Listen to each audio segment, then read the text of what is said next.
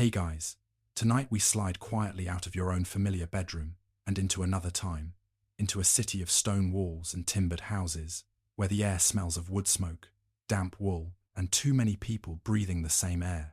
You are not a visitor in this place.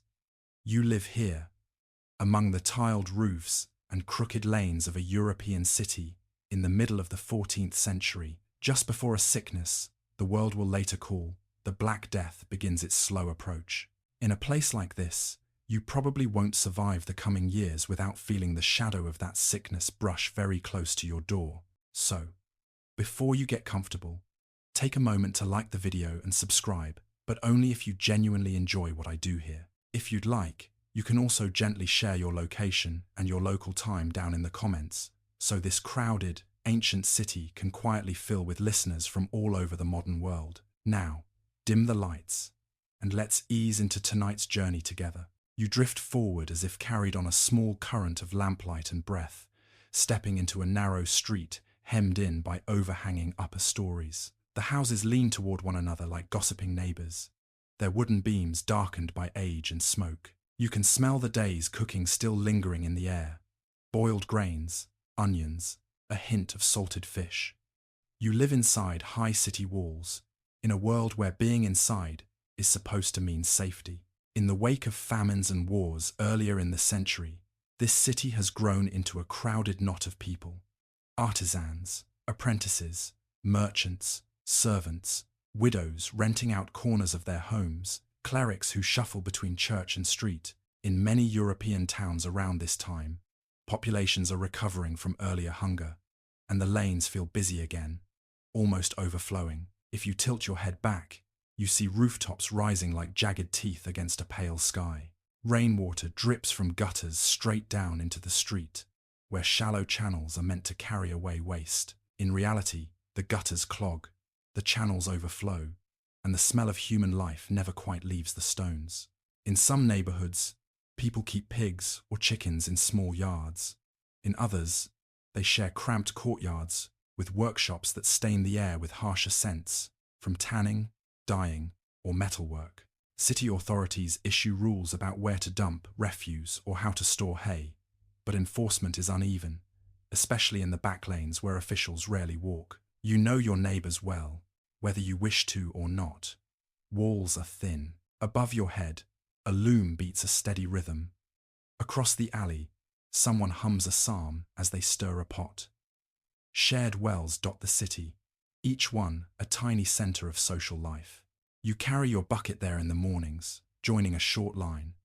A servant with raw red hands, a widow wrapped in a faded shawl, a boy with a basket of bread to deliver. Everyone touches the same ropes, the same bucket handles, and everyone exchanges the same news, the same rumors, the same coughs.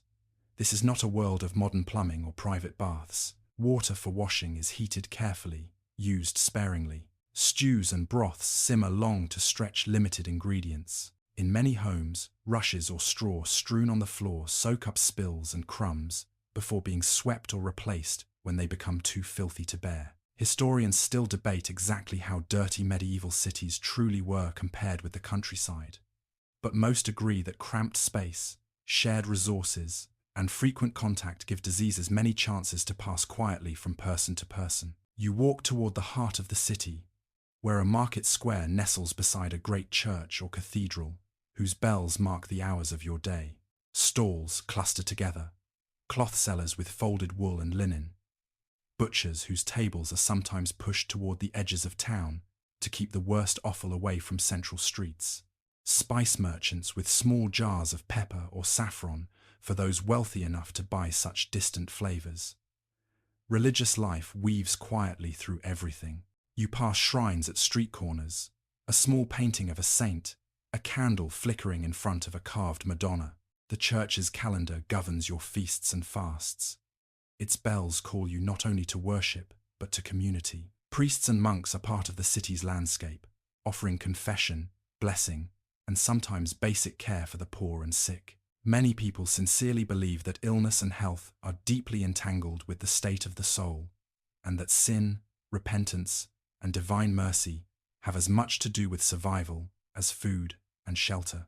Yet under this sense of order, there is fragility. Earlier in the century, failures of harvest led to famine in many parts of Europe. People watched, loved ones weaken not from sudden sickness, but from the slow grind of hunger. Now, as bread more reliably appears on tables, there is a feeling half relief, half superstition, that maybe the worst has passed.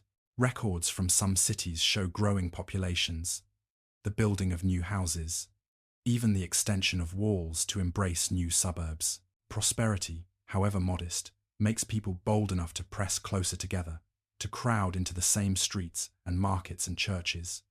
You do not yet know that this closeness will soon matter more than anything. Right now, you are simply a person among many, weaving through a maze of stone and timber, of familiar faces and familiar smells.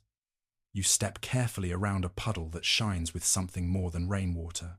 You greet a neighbor at a window. You exchange a bit of gossip about a caravan of merchants, said to be making its way from distant ports, bringing cloth, grain, strange goods, and stories of troubles far away across the sea. If you pause in the middle of the square and listen, the city sounds like a living creature. The creak of carts, the murmur of prayer, the clatter of tools in workshops built into the ground floors of houses. Everything feels close, shared, communal. It is this closeness that makes the city feel alive. And, as many historians point out, it is this same closeness that will soon help a new, terrible sickness find you with unsettling ease. For the moment, though, the danger is only a faint rumor on the edge of your awareness, a chill you might mistake for a passing breeze in an otherwise ordinary day. The days slip past in small, ordinary motions. You wake to the same bell, the same grey light at the edge of the shutters, the same rough feel of linen against your skin. You step back into the knot of streets, and the city folds around you like a familiar cloak. Yet, very gently, something begins to change in the conversations that drift along those streets. It starts with a rumor you might barely notice. At the well, someone mentions trouble in distant lands, spoken almost as a curiosity. Merchants, they say, have brought strange stories from ports far to the south and east, places whose names you may recognize only vaguely. Trading stations on the Black Sea, busy harbors in Sicily, the crowded quays of Mediterranean cities like Messina or Genoa. Your city, like many in 14th century Europe, depends on these faraway places more than most people realize. Cloth, grain, wine, oil, metal, and spices move along routes that tie you, invisibly, to shores you will never see. Italian merchants have counted coins in ports such as Caffa on the Crimean coast, dealing in goods that come from even deeper inland. Now, word filters back that in those same places, death has been arriving faster than anyone can bury it. The rumor is simple at first. A great mortality has broken out. No one calls it the Black Death, yet that name will come later, coined by others looking back in hindsight. In letters and chronicles of the time, people speak more generally of a great pestilence, a mortalitas magna, a sweeping mortality that leaves towns strangely quiet. You might hear that in one port, ships arrived from the Black Sea in 1347 with crews already sick, or that in another, so many people died that ordinary funeral customs faltered. As you move through the market, you overhear fragments. A spice seller, whose cousin trades in the south, leans in to share what he has heard. That in some distant cities, people swell with painful lumps and die within days.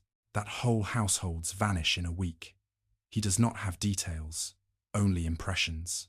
In a time when news travels at the speed of hooves and sails, stories are always arriving late, half transformed by fear, piety, and misunderstanding. Some tales are almost too wild to believe. One traveller claims that far away, in a siege on the Black Sea, besieging forces hurled the bodies of their own dead over city walls, hoping to spread sickness among defenders. Historians later will argue endlessly about whether this episode truly happened or whether it was reshaped in retelling. But to your ears, it arrives as another piece of ominous theatre, a sign that the world beyond your city's walls has grown feverish and strange. You go about your work, Yet these stories follow you like a faint, persistent draft. In the counting house of a merchant, clerks sort through letters that bring both business accounts and hints of calamity. Some correspondents urge caution, others speak of closing certain routes. A few suggest that this is a punishment sent by God for sins too numerous to name. That explanation, in many ways, fits easily into the way people around you already understand misfortune. Famine, war, and illness are never only physical, they are part of a divine story. Still, not everyone reacts the same way. Some shrug and say such tales are exaggerated, that storytellers always make distant disasters larger, and that every generation hears of some far-off calamity that never reaches them. Others grow quiet, remembering older whispers of plagues in ancient times, when diseases swept through the Roman Empire or through earlier medieval communities. A few practical minds, including some physicians steeped in the classical medical tradition, begin to wonder what kind of imbalance of humours or corruption of the air could cause such rapid deaths. You notice small, telling details in how people talk. A priest at a corner shrine mentions in his homily that Christians must repent, for sickness in foreign lands is a reminder that life is fragile everywhere. A physician, consulted by a wealthy household, describes how bad alignments of planets might be corrupting the air over whole regions. He suggests protective measures, light diet, avoidance of foul smells, perhaps burnt herbs to purify the rooms. But these are general precautions for any feared pestilence, not a cure for something so new and deadly. In the taverns at night, men bend over their cups, arguing softly. One has heard that in Messina, on the island of Sicily, sickness came ashore with galleys, and that people fell ill almost as soon as sailors stumbled onto the quay. Another claims that in continental ports, corpses are carried to cemeteries day and night, with bells tolling without rest. No one at your table can verify these reports, but the pattern they sketch is unsettling. Wherever trade flows, the pestilence seems to follow. You carry these rumors home with you like a faint smell on your clothes. In your own neighborhood, nothing obvious has changed. Children still play in the alleys, bakers still rise before dawn, and workshops still ring with the steady music of tools. But under the surface, you can feel a slight tightening. When you draw water, people ask more often, "Have you heard anything new?" When merchants from far regions arrive, more eyes follow them in the street, as if trying to see whether death clings to their cloaks. Some people begin to make small adjustments based on what they have heard. A cautious householder might burn fragrant wood more often, hoping to cleanse the air. Another might press their children to attend Mass and confession more regularly, convinced that spiritual protection is their best defense. A few talk quietly of leaving the city altogether if the rumors grow worse, perhaps retreating to relatives in the countryside. Historians later will note that flight from cities becomes a recurring theme in accounts of the plague. But in this moment, your own plans are still only hazy thoughts. Among scholars and chroniclers, interpretations already start to diverge. Some will later write that the pestilence came like a thunderbolt, utterly unexpected. Others will emphasize these months of uneasy rumor, when letters, merchants, and travelers carried stories faster than any official proclamation. Even now, within your city, people disagree on how seriously to take the news. Is it a warning, or just another distant tragedy in a world that already knows too many? As you walk home one evening, the sky over the rooftops is streaked with the pink of late sun. Smoke rises from chimneys, a bell rings for vespers, swallows dart along the walls. This could be any ordinary night in a mid-14th century city, and if you did not listen closely to the murmurs around you, you might believe that life will continue just like this, rough but stable. Yet the trade routes that feed your markets are already carrying more than cloth, grain, and spices. In ports to the south and east, ships have docked with crews diminished, and in some of those harbours in 1347, authorities and ordinary people alike are hearing their own bells toll more often. The sickness, whatever its nature, has begun to travel in the same holds and on the same decks that carry all the other goods your city depends on. Some modern scholars will trace the likely paths of fleas, rats, and human contact along these routes. Others will emphasize environmental shifts or older disease reservoirs. None entirely agree on every detail. You, however, do not have their charts or their arguments. You only have the stories that drift in like smoke from faraway stories of a pestilence that seems to follow the sea. As darkness folds itself gently over your own streets, you close your shutters, take a breath, and hope that the rumors will stay rumors, safely confined to other people's horizons. For the moment, in your crowded medieval city, the storm is still beyond the hills. But with each passing week, it edges closer, carried on the same winds and waves that keep your world alive. The months turn, and the rumors you have been hearing begin to feel less like stories and more like a pressure in the air, like the heaviness before a storm. The city goes on, markets open, bells ring, bakers knead dough before dawn, but at the harbour, where the river or sea meets your walls, something new is approaching. One morning, you find yourself drawn toward the water, following the same path that traders and porters take every day. The air is sharper here, tinged with salt or with the damp smell of a wide river. Cranes creak, ropes groan, and the hulls of ships knock softly against the quayside. For years, vessels have come and gone from Mediterranean ports, Genoa, Venice, Marseille, or others like them, bringing your city oil, cloth, and grain. Today, a new ship lies at anchor just beyond the harbour mouth, its sails slack, its movement oddly hesitant. Word reaches the docks quickly. A vessel from a plague-troubled region has arrived. The details are hazy. Some say it comes from a city like Messina or from further along the coast, where the great mortality has already taken hold. In later chronicles, writers will describe more precisely how ships carried the pestilence from the Black Sea to Sicilian and Italian ports in 1347, then northward and westward in 1348. They will draw lines on maps, neat and clear. You, standing at the edge of the quay, see only one ship with weary sailors leaning on the rail, and you feel a knot tighten behind your ribs. Officials and clerks gather with the harbour workers. They ask questions, check cargo lists, argue about fees and duties. There is no fully developed system of quarantine yet, not the literal quarantiner, the 40-day isolation that some ports will later formalise. But there is a rising awareness that ships from certain places might carry more than goods. Some argue the vessel should be kept offshore longer. Others say trade cannot simply stop. Your city depends on grain, timber, or wine from outside. To refuse a ship outright is to risk hunger later. From where you stand, you see the crew more clearly now. A few men sit slumped on the deck, their movements sluggish. One is carried, not walking, toward the gangplank once the ship is allowed to dock. His head lolls. He coughs in a way that makes nearby workers flinch. His skin looks waxy beneath the grime, and though you cannot see every mark on his body, you sense that something is deeply wrong. In later centuries, scientists will speak of Yersinia, pestis bacteria, of fleas feeding on black rats in the ship's hold, of bites that pass infection quietly into human blood.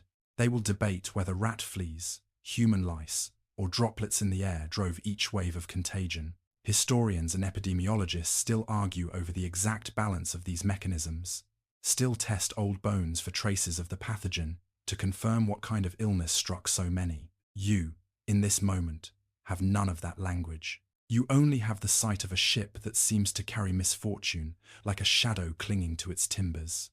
Cargo begins to come off the vessel. Barrels, bales, sacks. Dock workers shoulder the loads with practiced ease, grumbling more about sore backs than about unseen contagion. Ropes that ran over the ships, rails now run under their hands. Rats, if you look closely enough along the edges of the quay, flicker in and out of sight, moving between ship and shore as they always have, unremarked by most. The usual bustle resumes, at least on the surface. A few days later, you hear that one of the dock workers has fallen ill. He was thought to be strong, a man accustomed to lifting heavy loads, but suddenly he is feverish, weak, and unable to rise from his pallet. His wife attributes it to a bad chill from working in damp clothes. Others say he must have eaten spoiled food. Sickness is common enough in a medieval city that one more fever does not yet stand out as anything extraordinary. But then, another man who worked near the same ship becomes ill. And not long after, someone from a tavern frequented by sailors also fails to appear at his usual bench. The city, at first, explains these events as coincidence. People talk about the season, a time when chest illnesses are frequent, when cold, damp air settles in the lungs. In many years, waves of disease pass through, leaving some dead and others untouched. Why should this be any different? You visit the market and notice only small hints of unease. A woman at a stall mentions that a neighbor went quickly after a short, sharp illness. A priest is called more often to give last rites. But for now, this is still woven into the ordinary pattern of life. The church has always walked beside sickness and death. Bells have always tolled. Yet, if you listen a bit more carefully, the stories start to echo those distant rumors you heard before. People speak of neighbors who developed swellings in the neck or under the arms, or of sudden weakness that seemed to come out of nowhere. Descriptions are imprecise. Most people are not trained observers, but the impression is of a new harshness. An illness that does not linger for weeks, but strikes and finishes its work in days. At the harbour, another ship arrives. This one from a different route, but with a similar tale. Losses at sea, sailors buried quickly over the side, captains anxious to unload and be gone. The city cannot simply close its gates to the water. Trade is its lifeblood. The docks are its lungs. Decisions by councils and magistrates are hesitant and inconsistent. Some ships are delayed outside the harbour for days to air out. Others are brought in quickly to secure their cargo before it spoils. Later, historians will point to this mix of necessity and ignorance as one of the reasons the plague spreads so effectively. No one yet understands how deeply entangled ships, rodents, insects, and human contact truly are. Within households near the port, you see worry beginning to show in the smallest actions. A mother hesitates before sending her child to buy fish from a certain stall where sailors gather. A dockworker's wife leaves extra candles burning before an image of a saint associated with protection from disease. Some people carry posies of herbs near their faces, hoping to block bad smells, which medical theory at the time often associates with dangerous, corrupted air. Still, the city as a whole has not yet named this as a unique catastrophe. Life presses in from all sides. Rents must be paid, bread must be baked, apprentices must learn their trades. The first cluster of deaths is absorbed into the ongoing background of hardship that people in the 14th century already know well. A hot season, a cold season, a bad wind. There are many ways to explain misfortune without calling it a new plague. You walk once more past the quay at dusk. The water reflects a dull, metallic light. A ship that arrived only weeks ago already looks like part of the familiar scenery, its hull resting more easily against the stone. Children play nearby, chasing one another around piles of rope and crates, their laughter rising above the creak of timbers. Watching them, you would not guess that something carried on those same ships is now moving through your city. Too small to see, too new to be understood. Some chroniclers, writing later with the benefit of hindsight, will mark such arrivals as the beginning of the end of the old world. They will name years like 1347 and 1348 as turning points when pestilence rode the waves into Europe's ports. Others will caution that no single ship, no single day, can bear all the blame, that the conditions for disaster were laid long before, in trade networks, urban growth, and environmental changes. You stand in the middle of these interpretations without yet knowing their names, living out the quiet, uncertain days when a strange sickness from abroad has become a few unexplained deaths in our own streets. For now, the city explains. It shrugs. It tells itself that people always die, that fevers are part of life. The plague ship has arrived, its cargo unloaded, its crew scattered into taverns and lodgings. Somewhere along the line, between a rat sleep and a flea's bite, between a shared cup and a cramped room, the invisible passenger it carried has begun to make itself at home. You head back through the narrowing alleys as the bells toll for evening prayer, the sound rolling over roofs and chimneys. You are still part of a city that thinks it understands its own dangers. The deeper fear, the realization that something unprecedented is now inside the walls, has not yet fully taken hold. That understanding will come soon enough, carried from door to door on footprints and breath. You wake one morning, and the city sounds almost exactly as it always has. The bell still cuts through the dim half-light. Carts still grind over cobblestones. A dog still barks somewhere in the next street. If you only listened with half an ear, you might think nothing had changed at all. But as you step out into the narrow lane and feel the walls close in around you, the city's ordinary pathways, the ones you've always taken for granted, begin to look a little different. You can almost sense how your footsteps trace the same patterns as thousands of others, day after day, stitch by stitch, making the fabric that the new sickness now uses as its own quiet road. You start, as you often do, at the shared well. It sits in a small square between houses, a stone cylinder worn smooth by many hands. You feel the familiar roughness of the rope as you lower the bucket, hear the splash as it bites into the water, smell the faint, earthy scent as you haul it up again. Around you, others do the same. A servant from a merchant's house, an elderly woman with a lopsided pail, a boy in a patched tunic. Everyone touches the same wood, the same rope, the same cool rim. Public wells and fountains like this are the heart of many medieval cities, necessary in a world without private taps or pipes. In places such as London, Paris, Florence, and countless smaller towns, city councils and religious institutions invest in bringing water from springs or rivers into central cisterns and conduits. Clean water, people know, is precious. They may not understand microbes, but they understand that foul-tasting water can make you ill. Rules and ordinances sometimes try to protect these sources, banning laundry, butchering, or tanning too close to them. Enforcement, however, is uneven, especially in poorer quarters. You fill your bucket and step aside, but your shoulder brushes another cloaked figure as you do. It is a tiny contact, forgettable in any other year. Today, you can't help noticing the closeness. In these cramped streets, there is no such thing as personal space. You are always touching someone's sleeve, brushing past someone's basket, breathing someone else's breath. From the well, your path carries you into the market. The square is still crowded. Stalls cluster together, awnings overlapping so deeply that in places the sunlight can barely reach the ground. You move between baskets of onions, heaps of turnips, sacks of grain. The smells mix: fresh bread, old fish, damp earth, sweat, and the sharp tang from a tanner's yard not far away. Animals pass through, 2 dogs nosing for scraps, perhaps a pig or two being driven towards slaughterhouses that many cities, by ordinance, try to keep near the outskirts because of the stench and waste. Everywhere, hands reach out. A woman squeezes a cabbage to judge its firmness.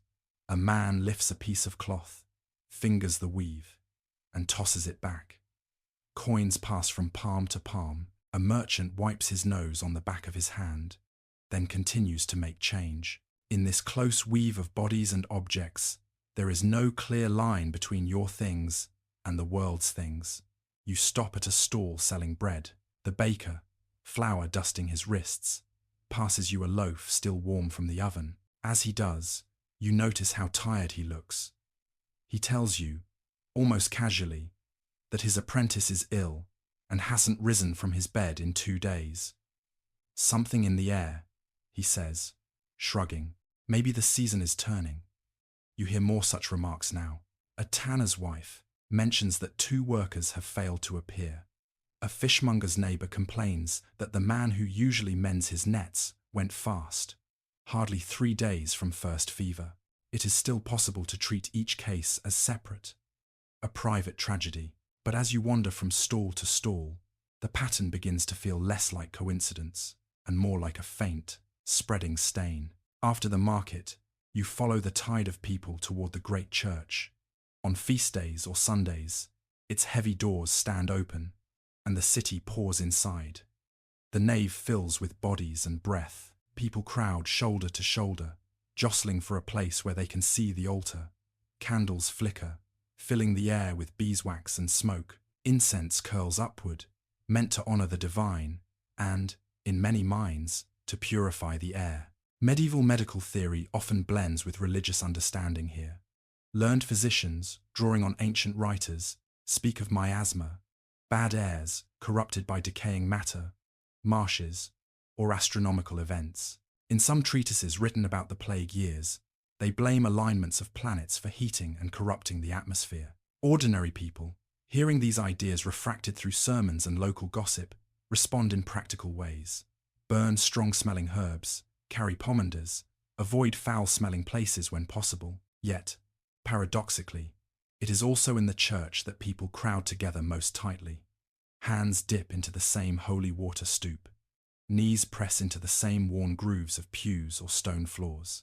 In some cities, processions wind through streets, lines of supplicants begging for mercy, singing hymns, carrying relics. Later, some historians will suggest that such gatherings, intended to seek protection, may have offered the disease even more pathways to travel, though they still debate how much airborne spread versus flea-borne spread mattered in each wave. You leave the church with the rest of the congregation, stepping back into lanes now warmed by midday sun. Children run ahead, weaving through adults. A boy bumps into you, laughing, then races off to join his friends. You watch them disappear into a tangle of alleys where workshops cluster.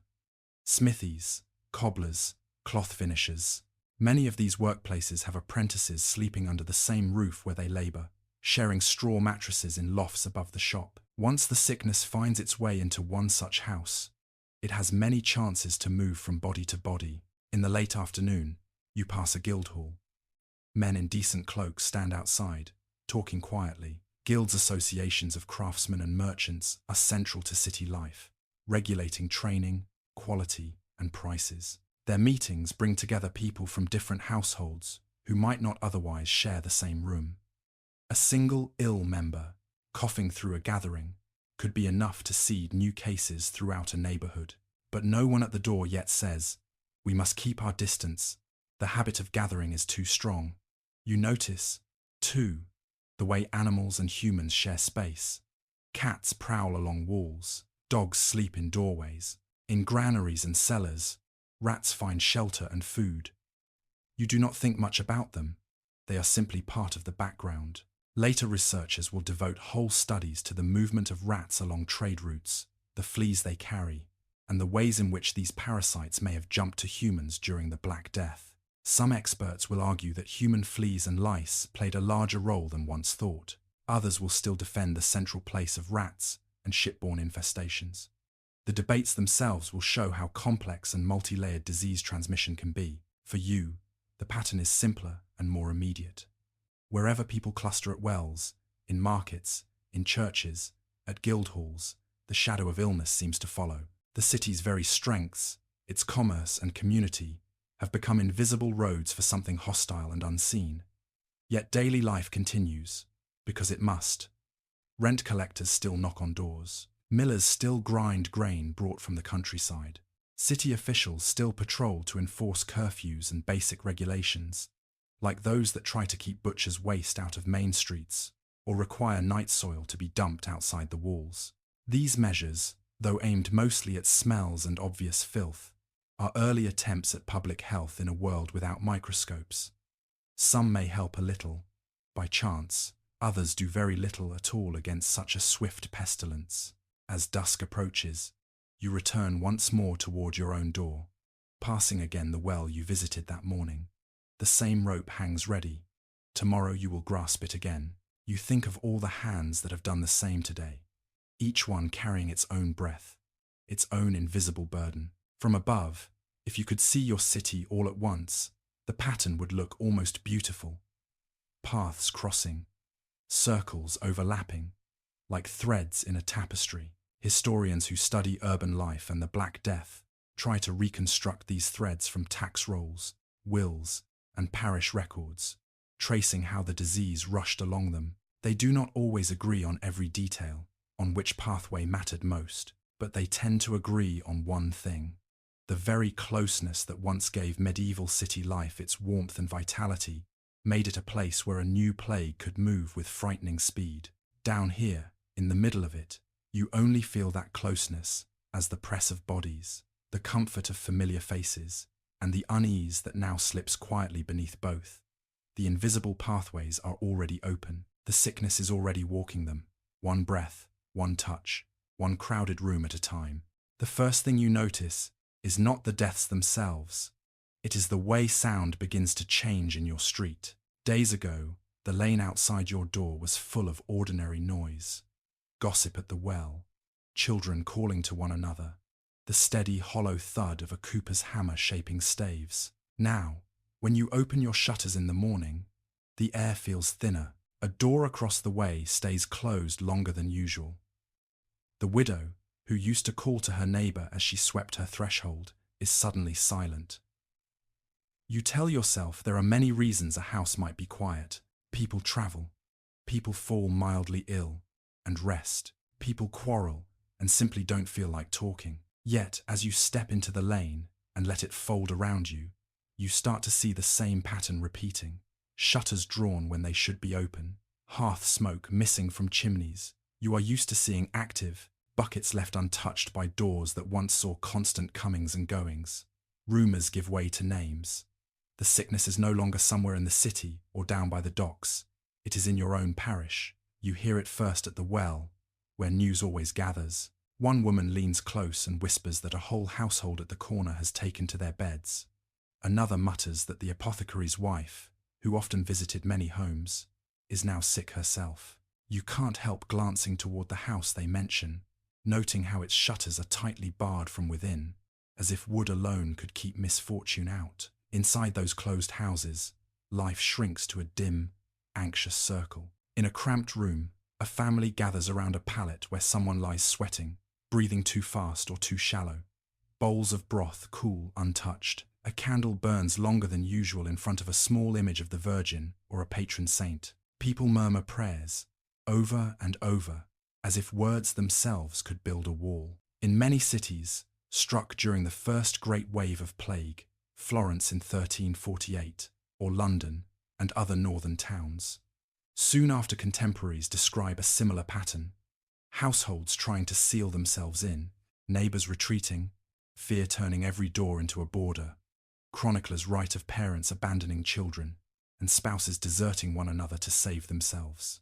Some modern historians think these more extreme stories were sharpened by moral judgment and rhetorical flourish.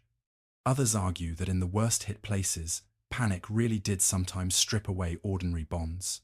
The truth likely varied from street to street, house to house. In your corner of the city, you see both extremes. One neighbor sends her children away to relatives outside the walls at the first sign of illness in the street, pressing a small cross into each child's hand as they go. Another neighbor insists on caring for a sick brother, even when others urge her to keep her distance. She washes his face with a cloth soaked in vinegar, a remedy some physicians recommend for cleansing and strengthening the air. At her door, a sprig of rosemary and rue hangs from a nail, a small green shield meant to ward off corrupted winds. Doorways, once places of casual chat, become thresholds carefully negotiated. If someone knocks now, you hesitate before answering. When you do open, you might stand half behind the wood, speaking through the narrow gap. Bread is handed out from inside, on an extended board. A jug of ale is left on the ground to be picked up only after the previous person has stepped back. No one uses words like contagion in a modern scientific sense, but many instinctively feel that closeness, especially with the visibly sick, is dangerous. Medieval medical texts do sometimes mention the risk of being near the ill, talking of corrupt vapors or poisoned breath. Ordinary people translate this into hesitant, awkward choreography at the threshold. The city itself starts to press on houses from the outside too. In some streets, officials or neighbors mark doors where sickness is known, scratching symbols or painting crude crosses to warn others. People argue in low voices about whether these households should be allowed to fetch water from the public well, whether their laundry should be washed in the same spots along the riverbank. You can hear fear behind these discussions, fear wrapped in the language of prudence and order. Inside your own home, you find yourself doing things you never did before. You leave candles burning longer, not only for light but as a form of vigil, a small act of defiance against the dark. You tuck a pilgrim badge or a small relic, a sliver of bone, a scrap of cloth said to have touched a saint into the folds of your clothing. These objects connect you, however tenuously, to a wider network of hope. In many parts of Europe, reliquaries are carried through town in processions. Churches open their treasuries of sacred items, and people hope that holier matter might push back whatever evil has entered their air. Nights become heavier. You hear the bell of the parish church tolling more often for the dead, and every time it rings, you count almost unconsciously. Was that for someone you knew? Sometimes you can guess from where the mourners go at dawn, carrying a wrapped shape on a board or in a simple coffin. Sometimes there is no procession at all. The dead are taken away quickly, quietly, before the sun is high. In the close rooms of houses where the sick lie, air grows stale. Windows are small and often kept shut against what people believe are harmful drafts. Instead, they try to correct the air by burning branches of juniper or bundles of herbs, by sprinkling vinegar on the floorboards, by hanging posies near doors and windows. Modern scholars, reading plague treatises and household accounts, piece together these practices as early, fumbling forms of environmental control based on theories of miasma rather than germs, but still reflecting a desire to manage the unseen. There are other changes, more subtle. People talk less in the street at night. Laughter is rarer, shorter. At the tavern, benches that were once crowded now have gaps. Those who do come drink more quietly, casting glances at the door whenever someone new enters, as if expecting sickness to walk in on two legs.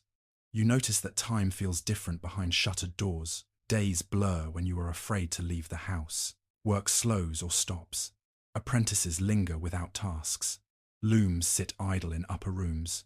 Children ask more questions, sensing the adults' unease. When someone coughs, a sharp, unexpected sound in the stillness, faces turn, just for a moment, with a kind of startled calculation you have never seen before. Not all households can wall themselves in equally. The wealthy have larger houses, more rooms, sometimes a second dwelling outside the city where they can retreat. Some of them do just that, leaving servants behind to guard properties. Poorer families, crammed into one or two small rooms, have fewer options.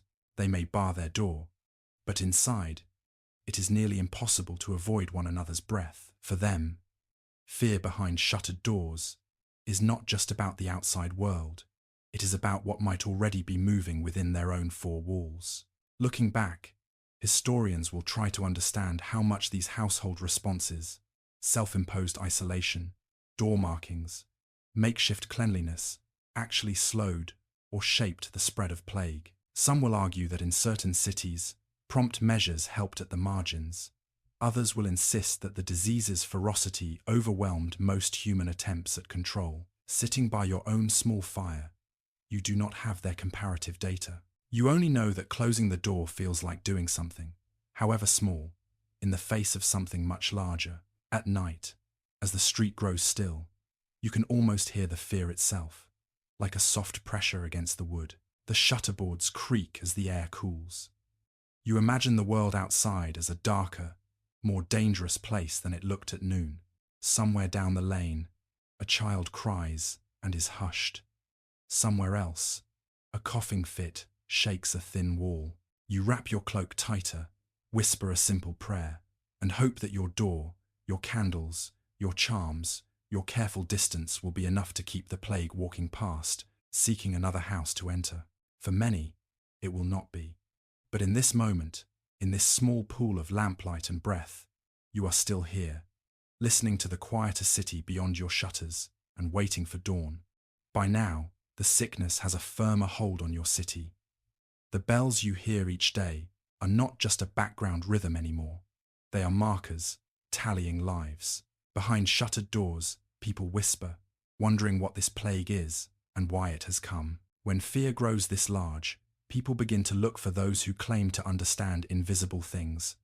Doctors, priests, scholars who read the stars. One morning, as you step into the chill of the street, you see a small knot of people gathered near the house of a wealthy merchant. A man in a long, dark robe stands at the door, his hood pulled up, a fur lining visible at the edge.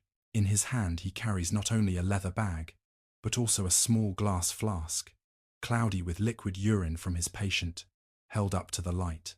This is one of the learned physicians, trained, perhaps, at a university in Paris, Bologna, or another centre of study, steeped in the writings of Galen, Hippocrates, and Arabic scholars like Avicenna. He does not speak of bacteria or fleas. Instead, he talks quietly of humours and airs. In his view, every body is governed by four humours: blood, phlegm, yellow bile, and black bile, and illness comes when they fall out of balance. The pestilence, he explains to the anxious household, may also be linked to corrupted air, miasma, spoiling the balance from outside. In some cities struck by the plague in these years, doctors and scholars will draft treatises trying to explain it. A famous report from physicians associated with the University of Paris argues that an unlucky conjunction of planets in 1345 has heated and corrupted the air over the earth, preparing the way for the disaster that follows. You do not read this treatise yourself, perhaps, but its ideas travel in simpler form. People around you murmur that something in the heavens has gone wrong, that the skies themselves have helped unleash this mortality. Inside the merchant's house, the physician walks through rooms that smell of vinegar and herbs. He notes a sick man lying on a pallet, feverish, with painful swellings in the armpit and groin. He feels the man's pulse, studies his tongue, peers again at the urine in the flask.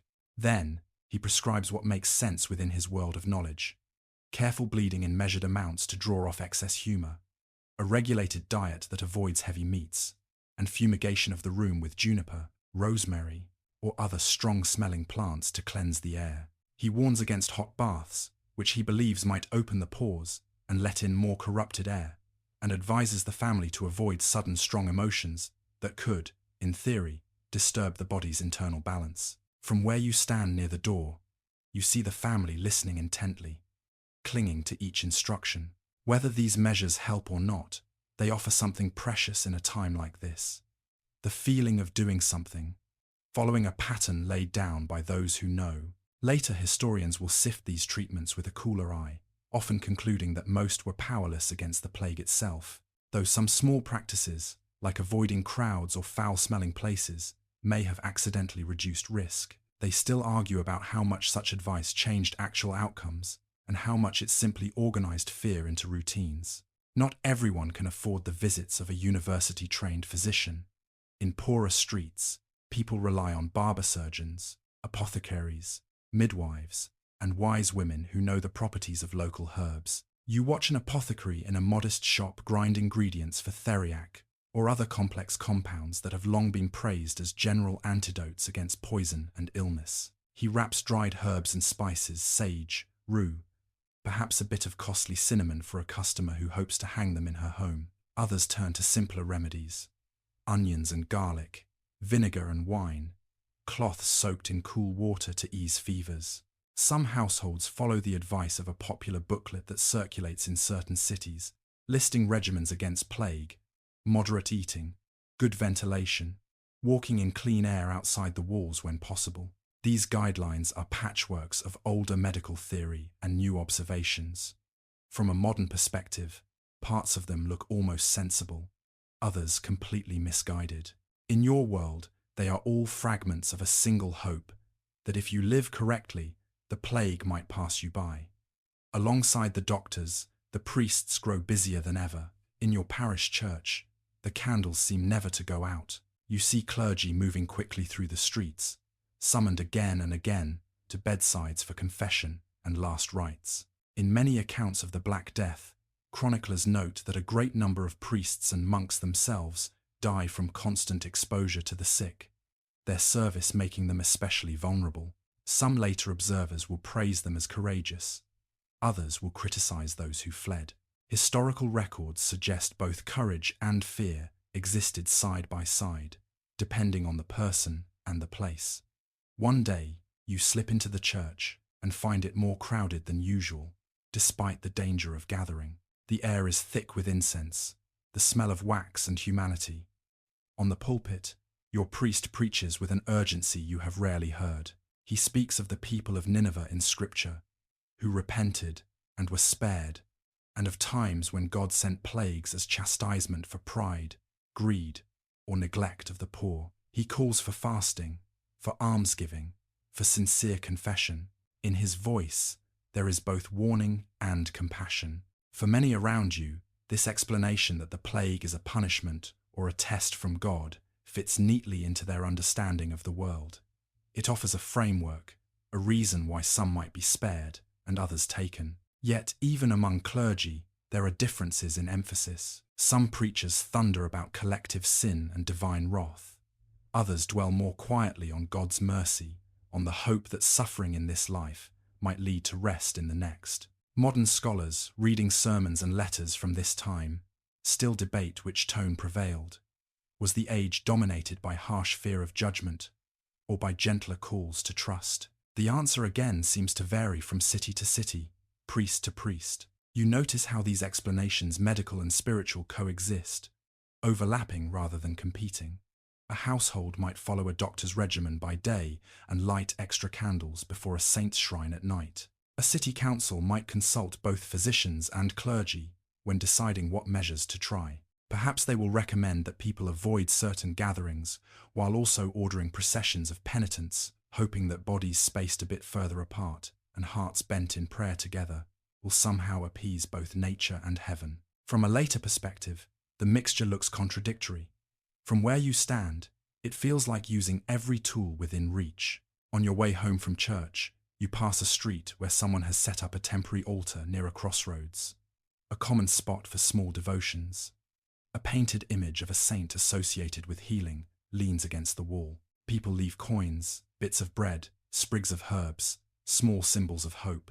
The faint smell of smoke hangs in the air from candles that have already burned down to stubs. You think of the physician with his urine flask and fur-trimmed robe, bending over a patient with carefully learned gestures. You think of the priest holding the oil of anointing and the book of the Gospels, murmuring words over someone who may not live until morning. Both men, in their different ways, are trying to stand between your city and something vast and invisible. Their tools are different lancets and regimens on one side, liturgy and penance on the other.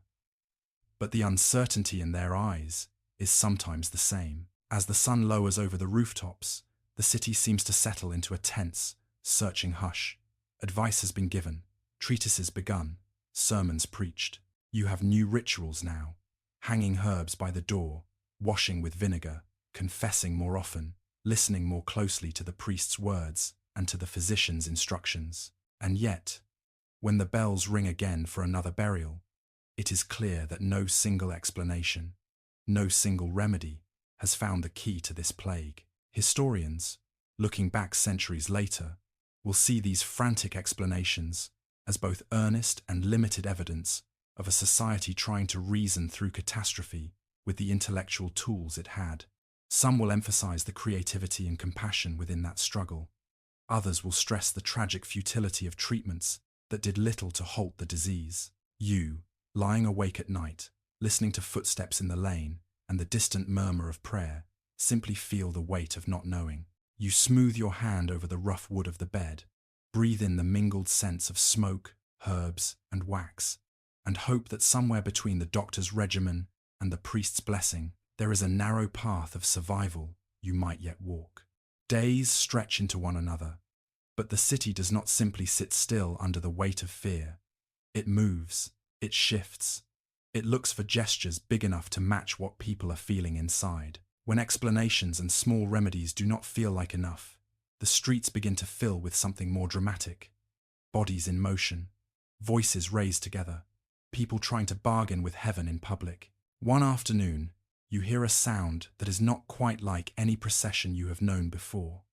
It isn't the measured chant of a usual church parade or the quiet shuffle of a funeral. It is sharper, more insistent, like a drumbeat on bare boards and voices that rise and fall in a rough, repeated refrain. You step out toward the main street and see them coming. A band of penitents, moving in slow, deliberate formation. Many of them are stripped to the waist despite the chill, their skin already marked with old bruises. Over their heads, Some wear simple hoods.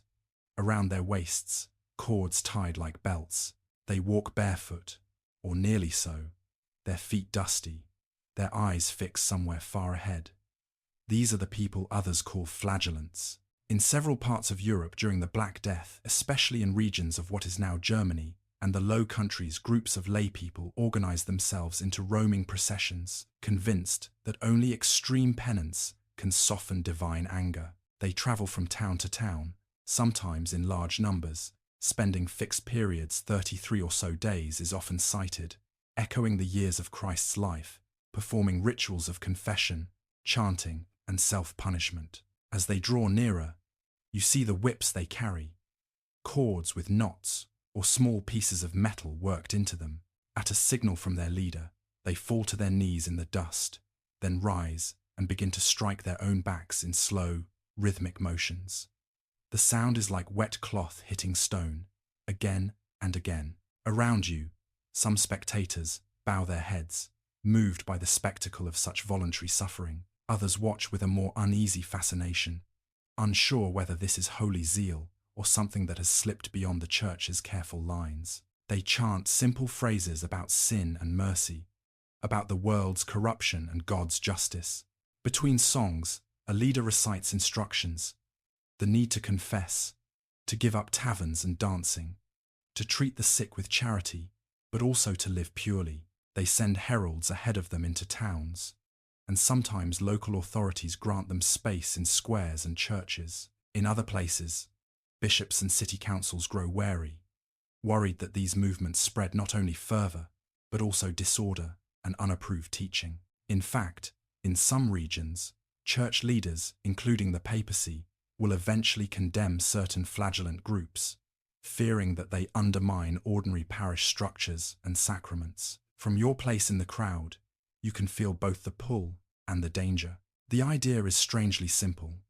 If ordinary prayer and fasting have not stopped the plague, perhaps more drastic humility will. Watching them, some people weep openly, feeling their own grief mirrored in the stripes appearing on those backs. Others step forward to join, or at least to follow the procession to the next town, leaving behind their work and homes for a time. Alongside these more radical bands, more familiar religious processions continue.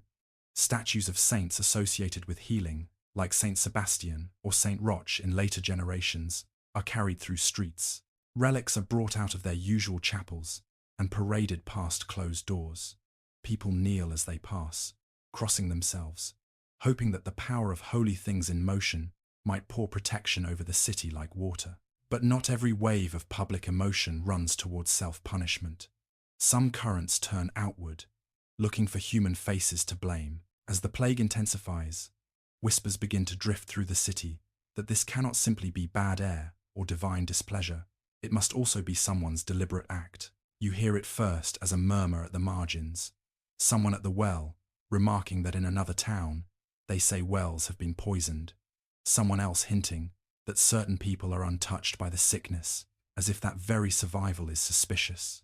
In your city, as in many others across Europe, Jewish communities live in their own streets or quarters, sometimes by choice, sometimes by law. They have their own synagogues, follow their own religious customs, and often work in trades linked to money lending, medicine, or specialized crafts. As fear grows, old prejudices find new fuel. People who already viewed Jews with suspicion or theological hostility seize on the pestilence as proof that God is punishing Christendom, or, more dangerously, that Jews themselves are agents of harm. Rumors spread that they have conspired to poison wells, that they are in league with dark forces, that their survival rates differ. Modern historians, reading court records and chronicles, note how often these accusations emerge during crises, when Christians feel powerless. Economic resentment, religious tension, and sheer panic all braid together. In some cities during the plague years, these rumors erupt into violence. Jewish communities are attacked, individuals tortured into confessions they cannot possibly prove or disprove, entire neighborhoods destroyed. There are accounts, for instance, of devastating assaults in places like Strasbourg in 1349 and other towns along major trade routes. At the same time, Other cities and rulers, secular and religious, issue edicts defending Jewish communities, pointing out that the plague is affecting everyone and that such accusations are baseless and unjust. Papal documents from this period include statements explicitly rejecting the idea that Jews have caused the pestilence. You stand at the edge of a small crowd near the gate of the Jewish quarter as people argue softly. Some insist that the neighbors inside should be left in peace, that everyone is suffering, and that turning on one another will not halt the disease. Others, more agitated, mutter about hidden plots they have only half heard about. The gate remains guarded, but the tension is there, like a string pulled too tight. Depending on your city, the story could tilt either way. In one place, a wise magistrate and determined bishop calm the crowd, threaten penalties for anyone who harms their neighbors, and insist that the plague is a trial sent to all, not a crime to be pinned on one group. In another, weak or complicit, authorities turn away while mobs burn houses and drive survivors out. Historians still argue about the exact factors that tipped each city toward protection or persecution, the mix of local politics, economic pressures, and personalities that turned fear into either solidarity or cruelty. Watching all this, you can feel how easily a desperate search for meaning cracks the surface of community life.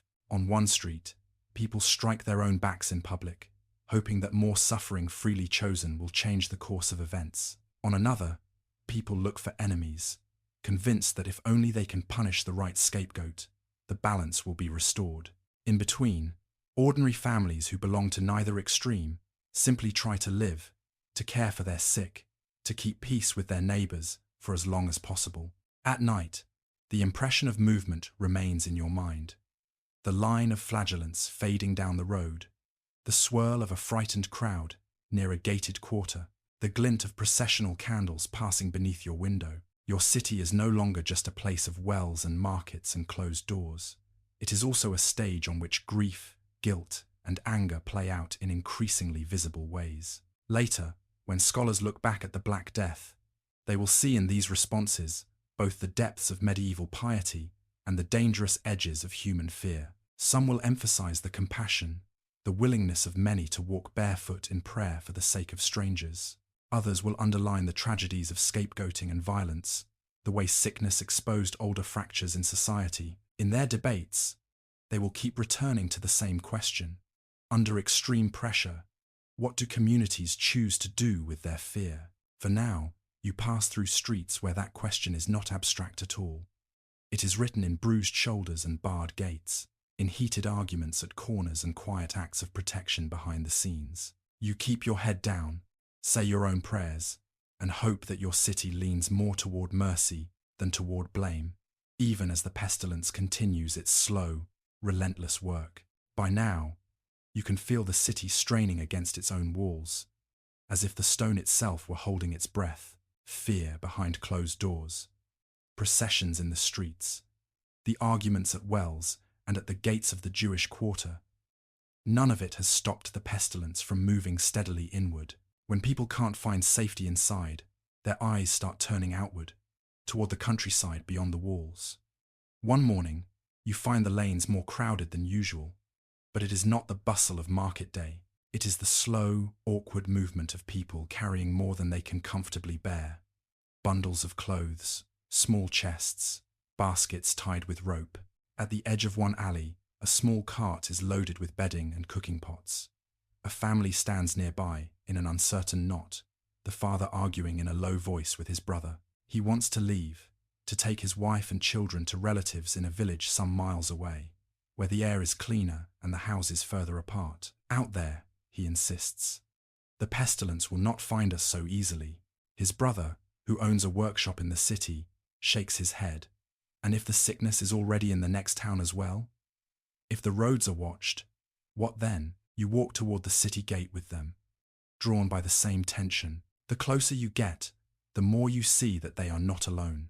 There are merchants with pack animals, students from distant regions who had come to study in your cities, schools, servants carrying bundles for wealthier masters who have decided to leave. In chronicles of the Black Death from places like Florence and other urban centers, Writers note how the wealthy often fled first, retreating to country villas or fortified houses, while poorer people had fewer choices.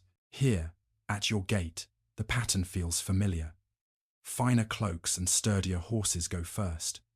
But the gate is not fully open. City guards stand with pikes crossed, not in outright refusal, but in a way that slows everything.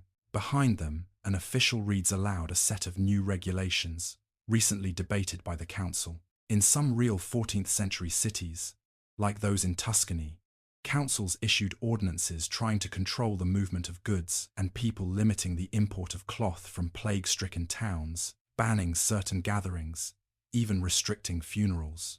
Your city, too, is experimenting, feeling its way through measures no one has quite tested before.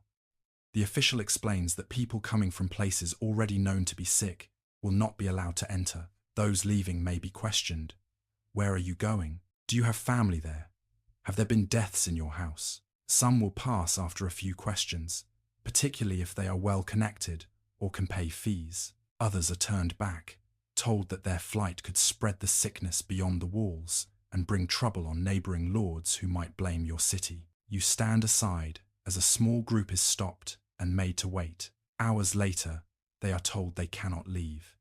Someone from their street is rumoured to have fallen ill, and until the council knows more, they must stay. The gate, which once symbolised freedom as much as protection, now feels like a trap in both directions.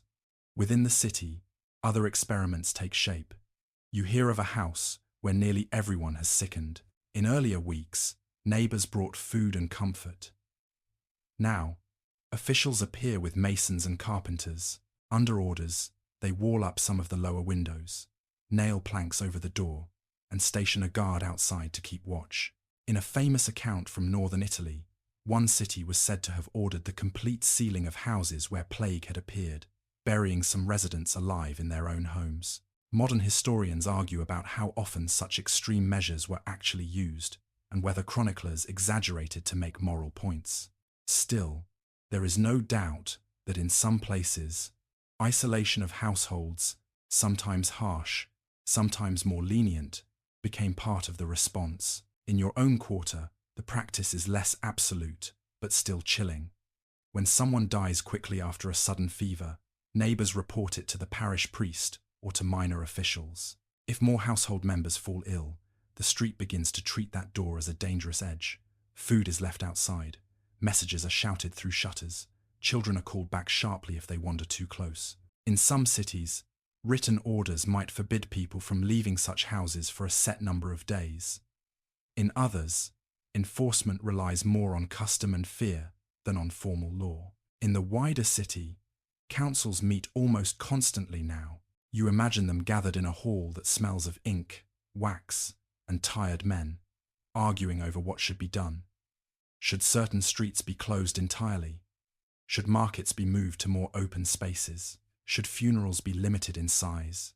Some ordinances from this period reveal attempts to regulate burial practices, choosing specific cemeteries, limiting the number of mourners, insisting on quick interment.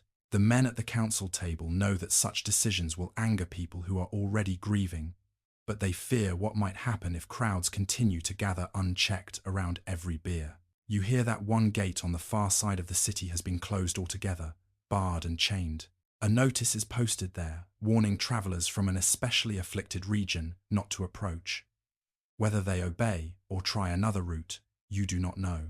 The closure itself is a symbol, a way for the city to say, "We are trying to hold the sickness back." Later, formal quarantines, keeping ships or travellers isolated for fixed periods, will be more clearly defined in some port cities. In your time, these measures are still improvised, uneven, and often porous. And what of those who do manage to flee? You picture them walking the roads, moving from city to village to manor. Some will be welcomed by kin in the countryside, sharing food and beds in houses that may soon face the same contagion. Others will be turned away, suspected of carrying the plague with them. There are stories of villages closing their own boundaries, of watchmen posted on lanes, of travellers forced to sleep outside walls or in hastily built shelters. Later, studies of the Black Death note that the disease reached many rural areas as well as cities, though its pattern there could be different, less dense, more scattered, but no less deadly. From the walls, if you climb up to stand beside a watchman, you can see this whole tension spread out in space. Inside, rooftops jammed close, a maze of lanes and courtyards where the pestilence is already at work. Outside, fields, woods, and small clusters of buildings, which may be safe for now, or may already be hiding their own quiet tragedies.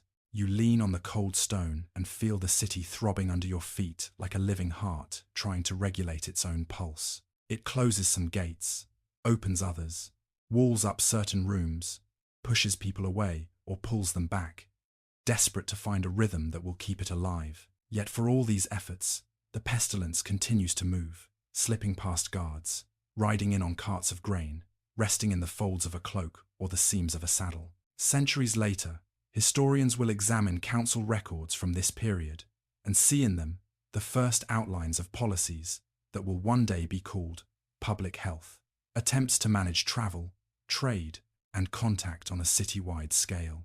They will debate how effective these early measures were and whether they made the difference between slightly fewer deaths and overwhelming catastrophe. Some will argue that in a disease as fierce as the Black Death, human regulations could only shape the margins. Others will point to specific cities where swift action seemed to blunt the worst effects. You do not have their comparisons. You only have the sight of your own gate, sometimes crowded with would-be fugitives, sometimes nearly deserted under a watchful guard.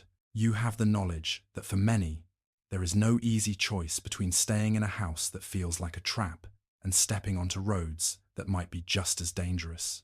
As evening falls, the guards slam the gate shut, with a sound like a final period at the end of a long sentence. Inside the walls, lamps flicker to life one by one. Outside, the fields darken under the same sky. Wherever people are, within stone boundaries or under open clouds, the plague is somewhere nearby, moving with a patience that makes human efforts look small but not meaningless. You turn away from the ramparts and walk back into the city's narrow lungs, knowing that tomorrow new orders may come. Another gate closed, another house sealed, another family deciding whether to risk flight or to trust the thin protections of stone and law. You have heard about sickened households from the outside, the closed shutters, the food left on doorsteps, the way people step wide around a particular threshold. But one evening, you find yourself standing just inside such a doorway, and the sounds, the smells, the weight of the air feel very different from the street. The room is dim, lit by a few candles guttering in iron holders on the wall. Their light catches on the curve of a clay jug, the dark sheen of a wooden chest, the pale faces on pallets laid close together on the floor. Straw crackles softly under thin mattresses whenever someone moves. The small window has been pushed open a hand's breadth to let out smoke and smells, but the shutters are mostly closed against what people still fear might be bad air drifting in from outside. This house belongs to a middling artisan's family, neither rich enough to flee early, nor so poor as to have nothing. Perhaps the father is a shoemaker, a tailor, or a joiner, his workshop attached to the front of the house where he once took orders and chatted with customers. Now, the tools lie idle on the bench. The last pair of shoes sits half-finished, the leather stiffening where it waits. The family's world has shrunk to the back rooms, to the space around 2 or 3 bodies who have fallen sick. On one pallet, a teenage girl lies curled on her side. Her skin is flushed and too warm, her breath fast and shallow. In the hollow of her neck and in her armpit, if you dare to look, there are swellings tender, painful lumps that make her wince if someone touches them. In later centuries, physicians and scientists will call these buboes, and they will associate them closely with bubonic plague. They will find traces of a specific bacterium in teeth and bones from burials dated to these years, and argue about exactly how that pathogen behaved. Some will insist the classic bubonic form was dominant. Others will point to pneumonic, lung, or septicemic forms to explain how quickly entire households like this one sometimes fell. Standing here, you do not know the names, only the shapes beneath her skin, and the frightened look in her eyes. Beside her, on another pallet, the mother sits, one hand on her daughter's shoulder and the other wrapped around a damp cloth. She dips it into a basin of water mixed with vinegar and perhaps a few crushed herbs, sage, rue, or whatever the apothecary recommended, and lays it gently on the girl's forehead. The cloth is changed often, wrung out by hands, already rough from work, now rougher from constant washing. In many real letters and wills from plague years, Florence in 1348, London a little later, you can see traces of this kind of domestic care, hinted at in bequests to family members who served faithfully in sickness, or to neighbours who nursed the dying. Near the hearth, a younger child plays quietly with a carved wooden toy, kept deliberately separate from the sickbed, yet still within the same room. Children are hard to keep contained. They drift toward the people they love. The mother's voice sharpens when the little one moves too close, then softens again into apology. She is torn between two fears: that the sick will feel abandoned, and that the healthy will be drawn into the same fever. A priest has already been here once today, summoned when the father's condition worsened. His pallet is nearer the wall, and his breathing has become a kind of hoarse rattle. The priest listened to his confession, murmured absolution, and anointed his brow, chest, and hands with oil. In some cities, so many called for last rites during the Black Death that clergy could not attend everyone. Records describe hurried visits, sacraments given in groups, or, tragically, people dying without them. Here, at least, this family has had a priest at the bedside, though his visits grow shorter as his list grows longer. On the table, you see a wax tablet and stylus, the simple, reusable writing surface used by many in this period for notes and accounts. Earlier, a notary came to the house, standing at a careful distance while the father, propped up by his wife, dictated changes to his will. In several regions of Europe during the plague, city statutes relaxed normal rules about making testaments, allowing them to be drawn up quickly in extremis, with fewer witnesses and less ceremony. Notaries were busy men in these years, their records later giving historians some of the clearest evidence of just how many people tried to put their affairs in order in a short time. The father's will, scratched into wax and later to be copied neatly onto parchment, might divide a small set of possessions, tools of the trade, a chest of linens, a few coins, maybe a Bible or devotional book, if the family is literate enough to own one. He may have named guardians for the younger children, knowing that his wife might not survive either. The formal words of inheritance mix uneasily with the informal ones you heard when the notary left. The father's whispered request that his eldest son, if he lives, care for his sisters. The mother's promise that she will try. Outside, the neighbours have begun to act differently toward this house. They no longer come in freely, but they have not entirely withdrawn. You hear a soft knock at the door, and the mother rises to answer, wrapping a cloth over her hair and mouth. Not because she thinks it will stop invisible things, but because it feels like a barrier. She opens the door only a little, enough to see the face of the woman across the lane. The neighbour has brought a loaf of bread, wrapped in a cloth, and a small crock of broth. She sets them on the doorstep, rather than stepping inside. The two women speak briefly about the priest's visit, about the latest turn in the girl's fever, about the news that in another part of the city, a whole street is said to be under watch. There is kindness here, but also calculation. Once the neighbour leaves, the mother sprinkles vinegar around the doorway, in line with advice she has heard about cleansing the air. Care, in this house, is relentless and exhausting. Someone must fetch water from the well, but who will go? The mother risks it, drawing up the bucket quickly, avoiding lingering in gossip in case it keeps her from home. Someone must change the linens and empty chamber pots, which now feel more dangerous than they used to. There is no concept of protective equipment as you would recognize it centuries later, but people improvise, wrapping cloth around nose and mouth, holding scented herbs under the nostrils, washing hands in vinegar or wine when they can afford it. At night, the room grows quieter, but not calmer. Fevers burn higher after dark. Breathing sounds louder in the silence. The mother dozes sitting up, jerking awake whenever one of the sick stirs. The younger child, finally asleep, mutters in dreams. From outside, muffled by shutters, you can hear the distant ring of a church bell, marking yet another burial somewhere in the parish. Stories you may have heard in the street of parents abandoning children, of children fleeing from sick parents, seem far away here, almost unreal. This family clings tightly together, even though that closeness may be exactly what places them at risk. Later, scholars reading chronicles will notice how some writers emphasize abandonment, almost as a moral lesson, while other evidence wills that mention nursing, letters praising faithful spouses and servants, suggests that care and courage were at least as common. Historians still argue about the balance, whether fear truly dissolved family bonds for most people, or whether some observers focused on shocking examples to make their point. In the grey before dawn, the girl's fever finally breaks a little. Sweat beads on her forehead and runs down her neck, soaking the linen. Her mother changes the cloth and, for the first time in days, allows herself a small breath that is not entirely fear.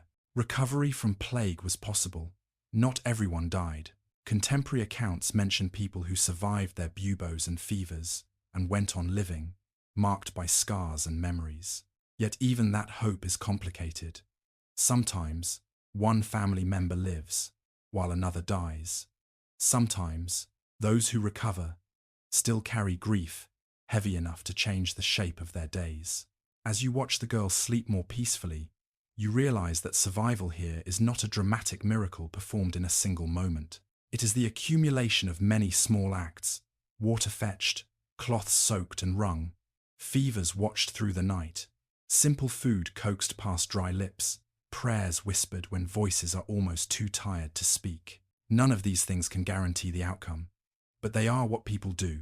In city after city touched by the plague, Florence, London, Cologne, countless others whose names may not make it into history books, when the first faint light seeps through the narrow window, the room looks different. The father's breathing has grown weaker. His path seems clear. The daughter, though still exhausted, stirs and swallows a little broth. The younger child blinks and sits up, confused by the strange arrangements. The mother moves between them like a tired star, pulled by all their gravity. Outside, another day begins in the street. A vendor calling, a cart rumbling past, someone arguing at a distance. But inside this house, time is measured by candle stubs, by the cooling of a forehead, by the scratch of the priest's pen on a page when he returns to record a death. In a generation, the names of this family may be nothing more than lines in a parish register or a faded note in a notary's book. Later scholars will tally them as part of a percentage, perhaps one of the many that lead to the oft-cited estimate that the Black Death killed between a third and a half of Europe's population, between 1,347 and 1,351. But right now, here, they are not numbers. They are the quiet breaths you listen to, the hands you hold, the sickened household that has become your whole world.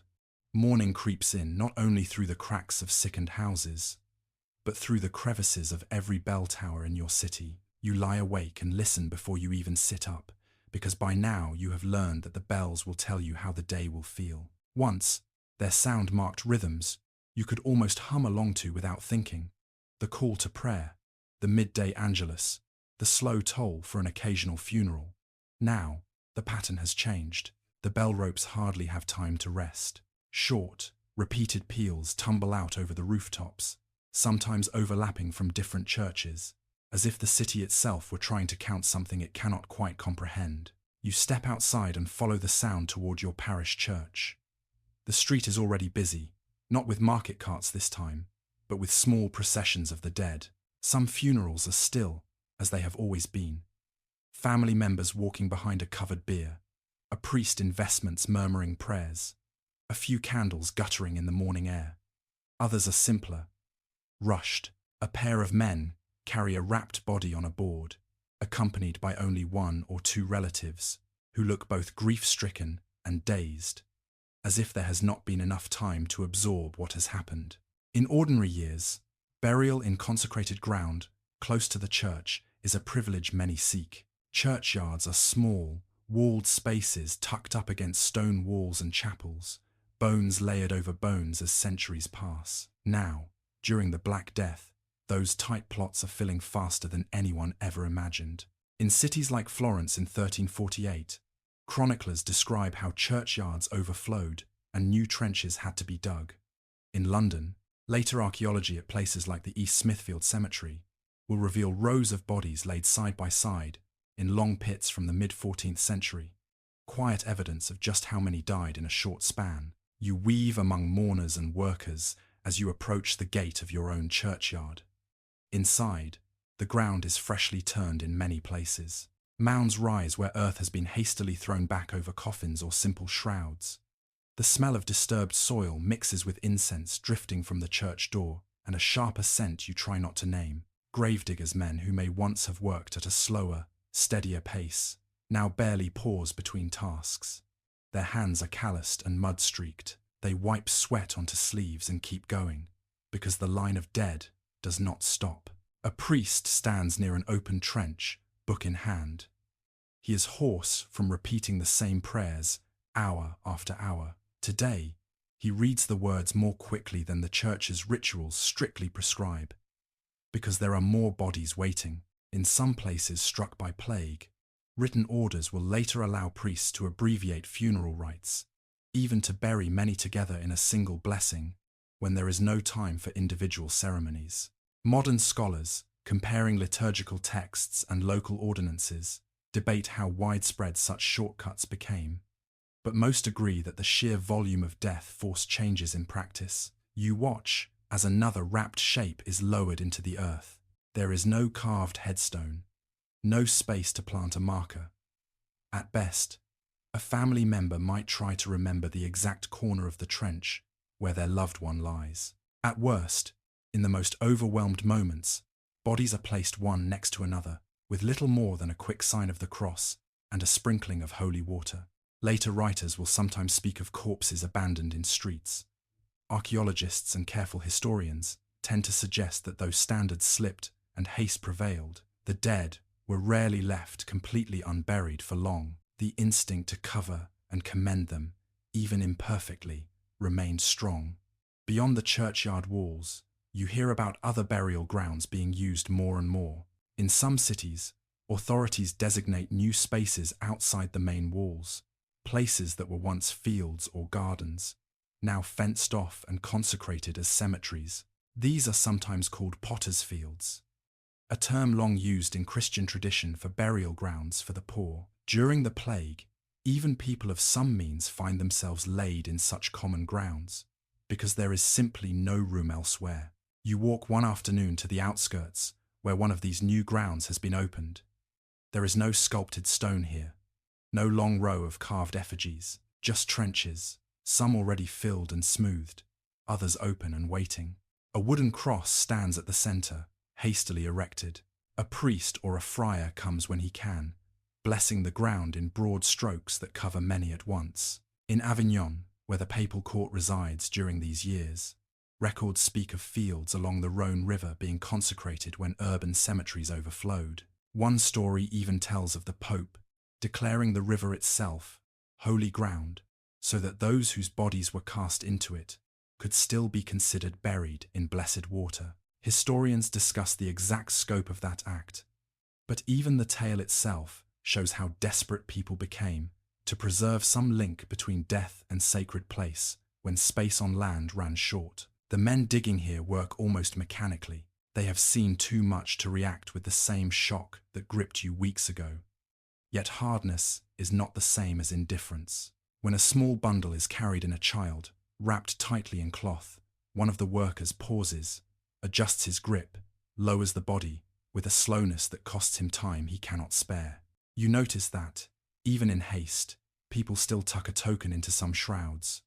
A strip of cloth with a cross stitched on it, a sprig of a blessed herb, a pilgrim badge from some far-off shrine. At the parish level, the paperwork of death still goes on, even when time is short. Parish clerks try to keep lists of those buried. Notaries file wills drafted just before the end. Centuries later, historians will pore over these records, counting names, ages, occupations, trying to piece together how deeply the plague reshaped the city. They will debate whether mortality reached a third, a half, or even more, and why some parishes seem to have been hit harder than others. From your perspective, each entry is simply another bell, another fresh mound of earth. As afternoon light slants low, you sit for a moment on a stone outside the churchyard wall. You listen to shovels biting into soil, to the murmur of prayers that have begun to blur together. You think of older generations, of grandparents and great-grandparents, whose bones lie mixed with others beneath your feet. Medieval people often lived with a strong sense that the living and the dead shared the same city. Saints in relics, ancestors in graves, souls in purgatory, remembered in daily prayers. Now, that shared city feels crowded in a new, almost unbearable way. Some writers in later centuries will say that the Black Death taught people to think differently about death and time, that it pushed them toward new artistic themes or religious movements. Others will caution that such claims can be overstated, that continuity in belief and custom remained strong despite the shock.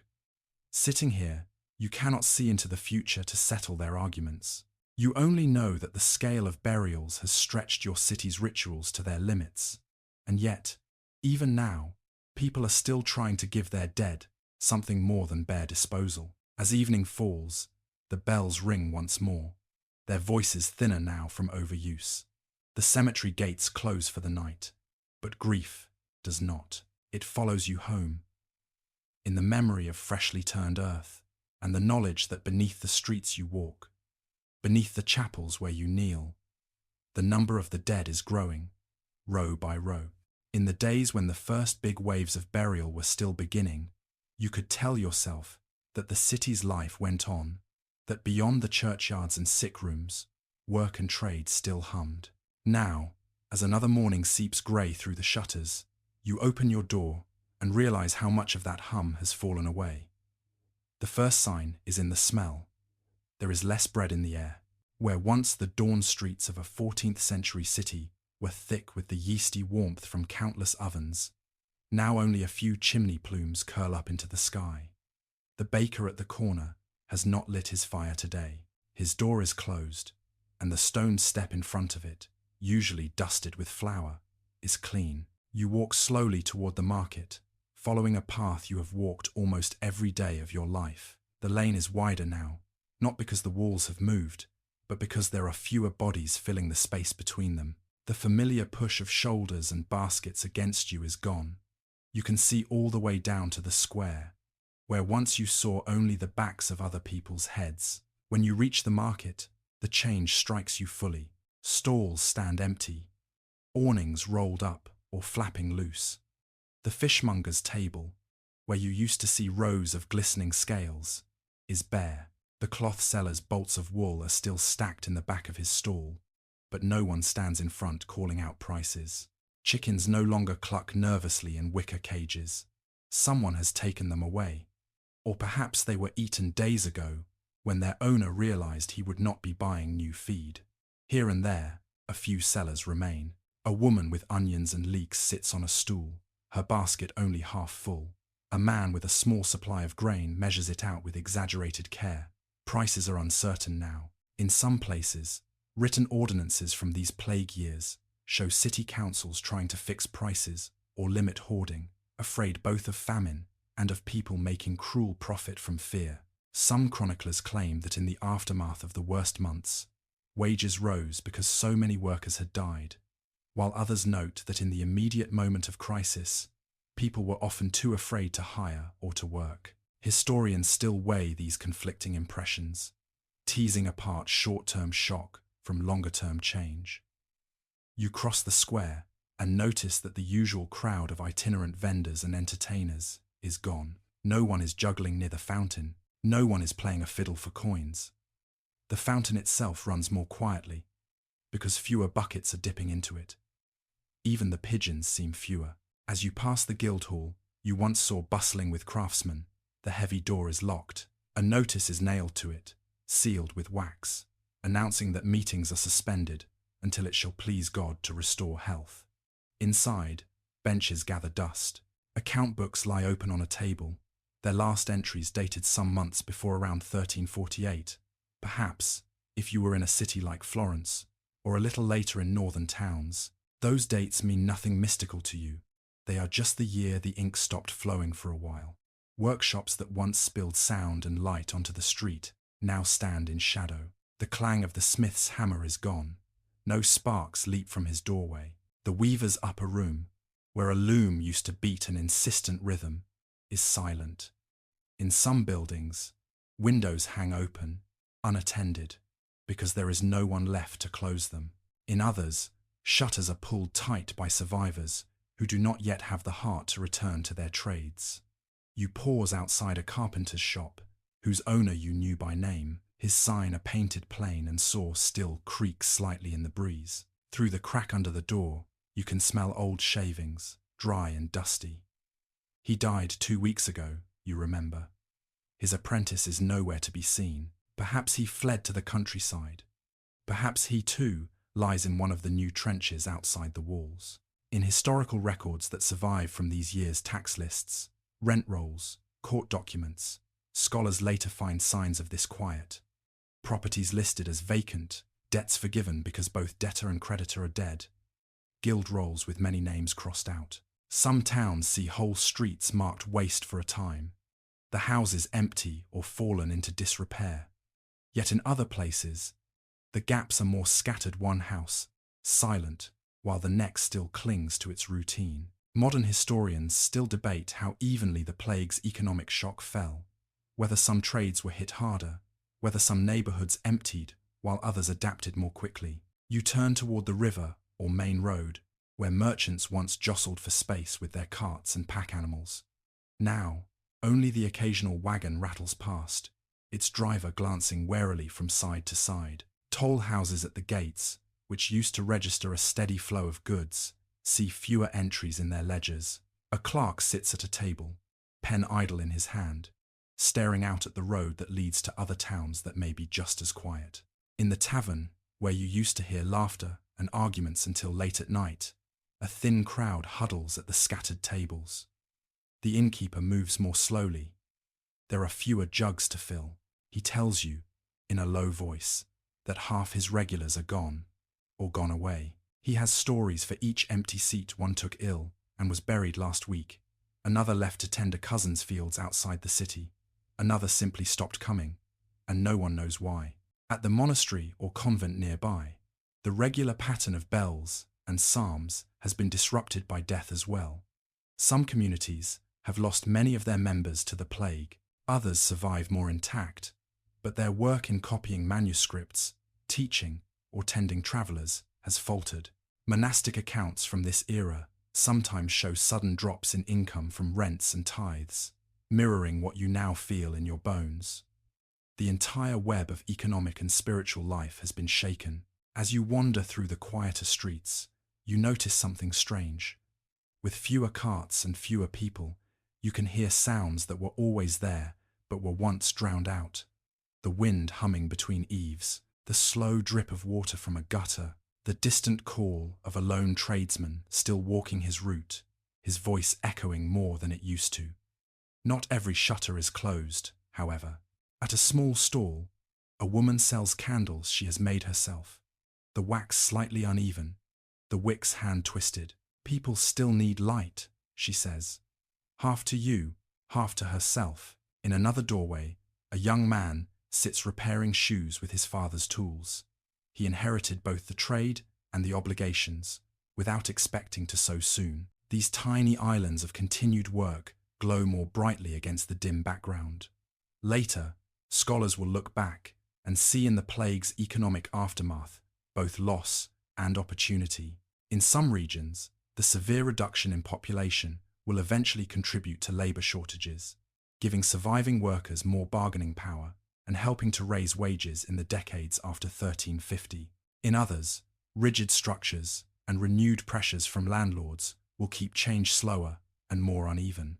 They will argue about how much the Black Death accelerated the end of older systems like serfdom, and whether it truly marked a turning point toward a different kind of society. You, however, are still in the middle of the storm, not standing on the shore years later. For you, The question is more immediate.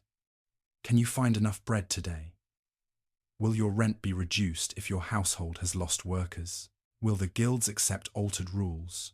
Or will they cling to old requirements for apprenticeships and membership, even when there are too few hands to meet demand? As dusk settles, you walk home through streets that feel strangely hollow, like a shell of the city you knew. The spaces between footsteps are longer. The echoes last a little too long. Behind some shutters, people are still praying, still nursing, still trying to keep life going. But out here, among shuttered shops and quiet lanes, it feels as if the city itself is holding its breath, waiting to see how much of its old self will return when the worst finally passes. Some mornings now, you wake with a faint, guilty awareness. You are still here. The bells have tolled so often that they no longer surprise you. Yet each time you draw a full, easy breath and feel your own limbs move without pain, a quiet question slips in. Why you? Why this bed and not the one across the lane? Why your household, thinned perhaps but not extinguished, when others have vanished almost entirely? You step outside and walk through streets that have grown thinner but not empty. There are people still sweeping thresholds, still fetching water, still bargaining in the reduced market. They are not ghosts. They cough. They laugh sometimes. They grow tired. They, like you, are among the ones who have survived so far. You notice patterns, or think you do. In one house, an entire family seems untouched. In another, everyone became ill, but some recovered. Pale, but living. A few streets over, a whole cluster of houses lost only their oldest members. Another corner, cruelly, lost many of its children, but left a scattering of adults behind. The pattern refuses to settle into neat lines. Historians, centuries later, sitting with piles of parish registers and wills, will try to see an order in all this. They will calculate that the Black Death killed, on average, perhaps a third to a half of the population in many regions of Europe, between about 1,347 and 1,351, with some places suffering even higher losses, others less. They will look for correlations: wealth, occupation, neighborhood, age. Some patterns will appear. Densely crowded parishes often fare worse than more spacious ones. Certain religious communities see devastating losses because they cared for the sick. Some rural pockets escape the worst for a time. Yet even those careful studies will leave room for something that looks very much like chance. You remember the sickened household you visited in your mind, the one where the father faded while the daughter's fever finally broke. Weeks later, you see that same young woman in the street, thinner now, moving more slowly, but clearly alive. A small scar shadows the place where one of her swellings had been. She nods to you with a seriousness beyond her years. She has, without knowing the term, survived an infection that may leave her with some degree of immunity to that particular wave, while others around her remain untouched and therefore vulnerable. Modern scientists, long after your time, will test bones and teeth from plague cemeteries and argue about how immunity and genetics shaped survivorship, about whether some people carried variations that helped their bodies resist or recover. You simply register that she fell ill and emerged again when many did not. You hear of another house where everyone became sick except one young apprentice. He nursed his master, wrapped the dead, carried the body to the churchyard with help, and then, incredibly, never developed so much as a fever. People around him shake their heads, calling him blessed or favored by God.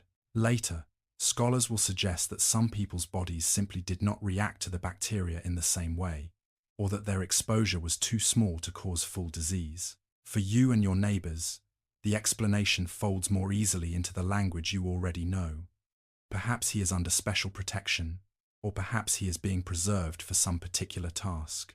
You start to notice that certain roles bring people into danger again and again. Priests, friars, and nuns who tend the dying, gravediggers, notaries who write deathbed wills, women who move between houses as midwives or caregivers. Some of them fall quickly, others somehow endure repeated exposure. In some monastic houses and parishes, records later will show catastrophic losses.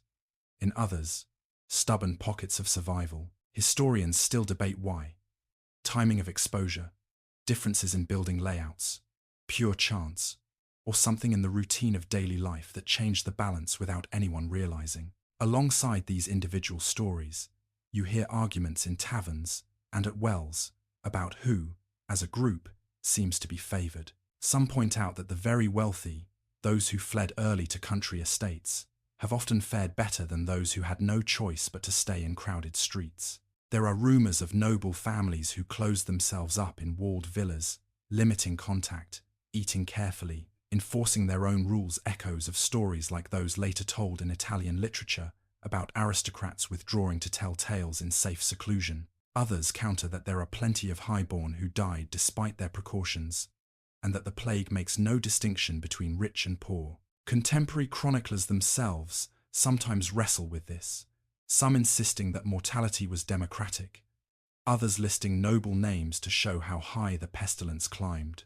Modern scholars will continue that argument, weighing evidence from tax rolls and noble genealogies. You watch poorer neighbours, 2 day labourers, washerwomen, small sellers who had no chance to fly the city or space themselves out. Some have been swept away early, others stubbornly remain, having weathered fevers in houses that seem too small for breath, let alone recovery.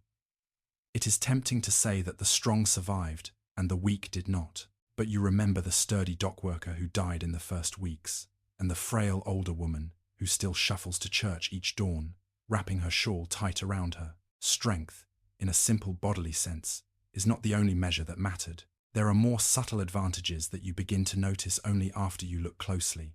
Those with connections might have had earlier access to physicians' advice or better food when appetite returned. Households with a bit more space could separate the sick from the well, if only by a curtain or an extra room. Those living in less crowded neighborhoods nearer the walls, perhaps, or along wider streets, may have had slightly fewer dangerous contacts than those packed tightly into inner alleys. Later, historians and epidemiologists will build models and maps to show how overcrowding and social networks influence transmission. They will debate whether the patterns they see stem more from physical proximity or from the ways people of different classes and trades interacted. You, walking these streets, sense that such differences matter, even if you cannot quantify them. Yet even with these observations, you keep running into cases that defy easy explanation. A whole row of houses might be devastated on one side of a lane while the opposite side loses only 1 or 2. A monastery with strict communal life might be ravaged, while another, with similar habits, survives more intact. Some villages seem almost untouched during the first wave, only to be struck harder by later outbreaks. Others experience the reverse. The disease does not follow a pattern you can point to and say, here is the rule. At night, sitting by the small remaining fire in your own house, you turn these thoughts over with the same care you once reserved for balancing accounts or planning work. You think of the herbs you hung by the door, the vinegar you splashed on the floor, the prayers you whispered to saints known for healing. Did they help? Did they make any difference? Or did the pestilence simply fail to choose you? This time, centuries later, scholars will be just as cautious in their conclusions. Some will argue that certain public measures, limiting large gatherings, improving the disposal of waste, managing the movement of goods, made meaningful differences in specific cities. Others will emphasize how overwhelming the first wave of the Black Death was, how even the best-intentioned efforts were swamped by the scale and speed of the disease. They will note that immunity and demographic shifts after the first wave may have shaped later outbreaks, making some people and places more resilient in ways contemporaries could not see. You do not have their data, their microscopes, their careful charts. You only have the evidence of your own pulse and breath. You still wake each morning. You still walk streets that many others can no longer walk. As you move through the city, you start to understand that survival is not a simple badge of virtue or cleverness. It is a tangled knot of timing, circumstance, bodily resilience you never knew you had or did not have, the choices of others around you, and threads of chance so fine you cannot see them. People will tell stories that try to make sense of it, He was spared because he was devout. She lived because she ate lightly. They survived because they fled early. But you have seen too much to believe that any single explanation truly holds. Still, you are human, living in the mid-14th century, in a city that has been turned inside out by plague. You light your candle at night and thank God for another day. You wash your hands in vinegar if you can. You share what little food you have with a neighbor who is weaker than you. And somewhere deep inside you, a quiet thought takes root. If you do come through this, if enough people do, the city that emerges on the other side will not be quite the same as the one that entered. For now, though, survival is something you practice one breath at a time, among others who are also still here, each of you walking paths that historians and doctors of distant ages will later trace and argue about, trying, just as you are, to understand why some people lived when so many did not. There comes a morning no one can say exactly which one, when you realize that the bells have been ringing a little less often, not silent, not yet, but less like a constant storm and more like scattered showers moving off into the distance. You wake and listen the way you have for months, waiting for that thick pattern of tolling that once marked every hour with another loss. Instead, there is a space, a pause long enough for you to notice your own breath. The silence is not comforting exactly, but it is different, and different, after so much repetition, feels almost like hope. When you step into the street, the air has changed. It is not that the city is healed. It is that the city is thinner, as if someone has quietly pulled out every third stone. The lane you live on feels wider now, not because the houses have moved, but because there are fewer people filling the space between them. You walk slowly toward the center, tracing a path you have walked through every stage of the pestilence before it arrived, while it crashed over you. And now, as it begins to ebb, on the way, you count shutters. This one, still closed and likely to remain so for a long time. That one, open at last, its owner sweeping dust from the threshold, with a determination that tells you they are trying to reclaim the space from sickness. Another stands half open, as if the surviving occupants are still deciding whether it is safe to let the world back in. At the well, the line is shorter. You recognize some faces. Others are gone. A woman you knew as always surrounded by children now waits alone with just one small boy at her skirts. The boy carries 2 buckets, where once there were older siblings to help. The woman does not say their names aloud, but you hear them in the way she hesitates over the rope, in the way she studies the other people at the well, as if trying to map out a new pattern of neighbors and kin. In many European cities, around 1,350 parish registers and tax rolls will show similar thinning lists of households broken, names missing, properties marked with new owners or no owners at all. Later scholars will look at these records and draw neat lines and charts. They will talk of mortality curves and demographic shifts. For you, the evidence is written in the space between people's shoulders, in how often your eye lands on an empty doorway. When you reach the market square, you see that it is no longer the ghostly hollow you walked through in the worst weeks. More stalls have opened again. Not all of them. The fish seller may still be gone, the cloth merchant's stall still dark, but enough that the square feels like a place trying to be itself after an illness.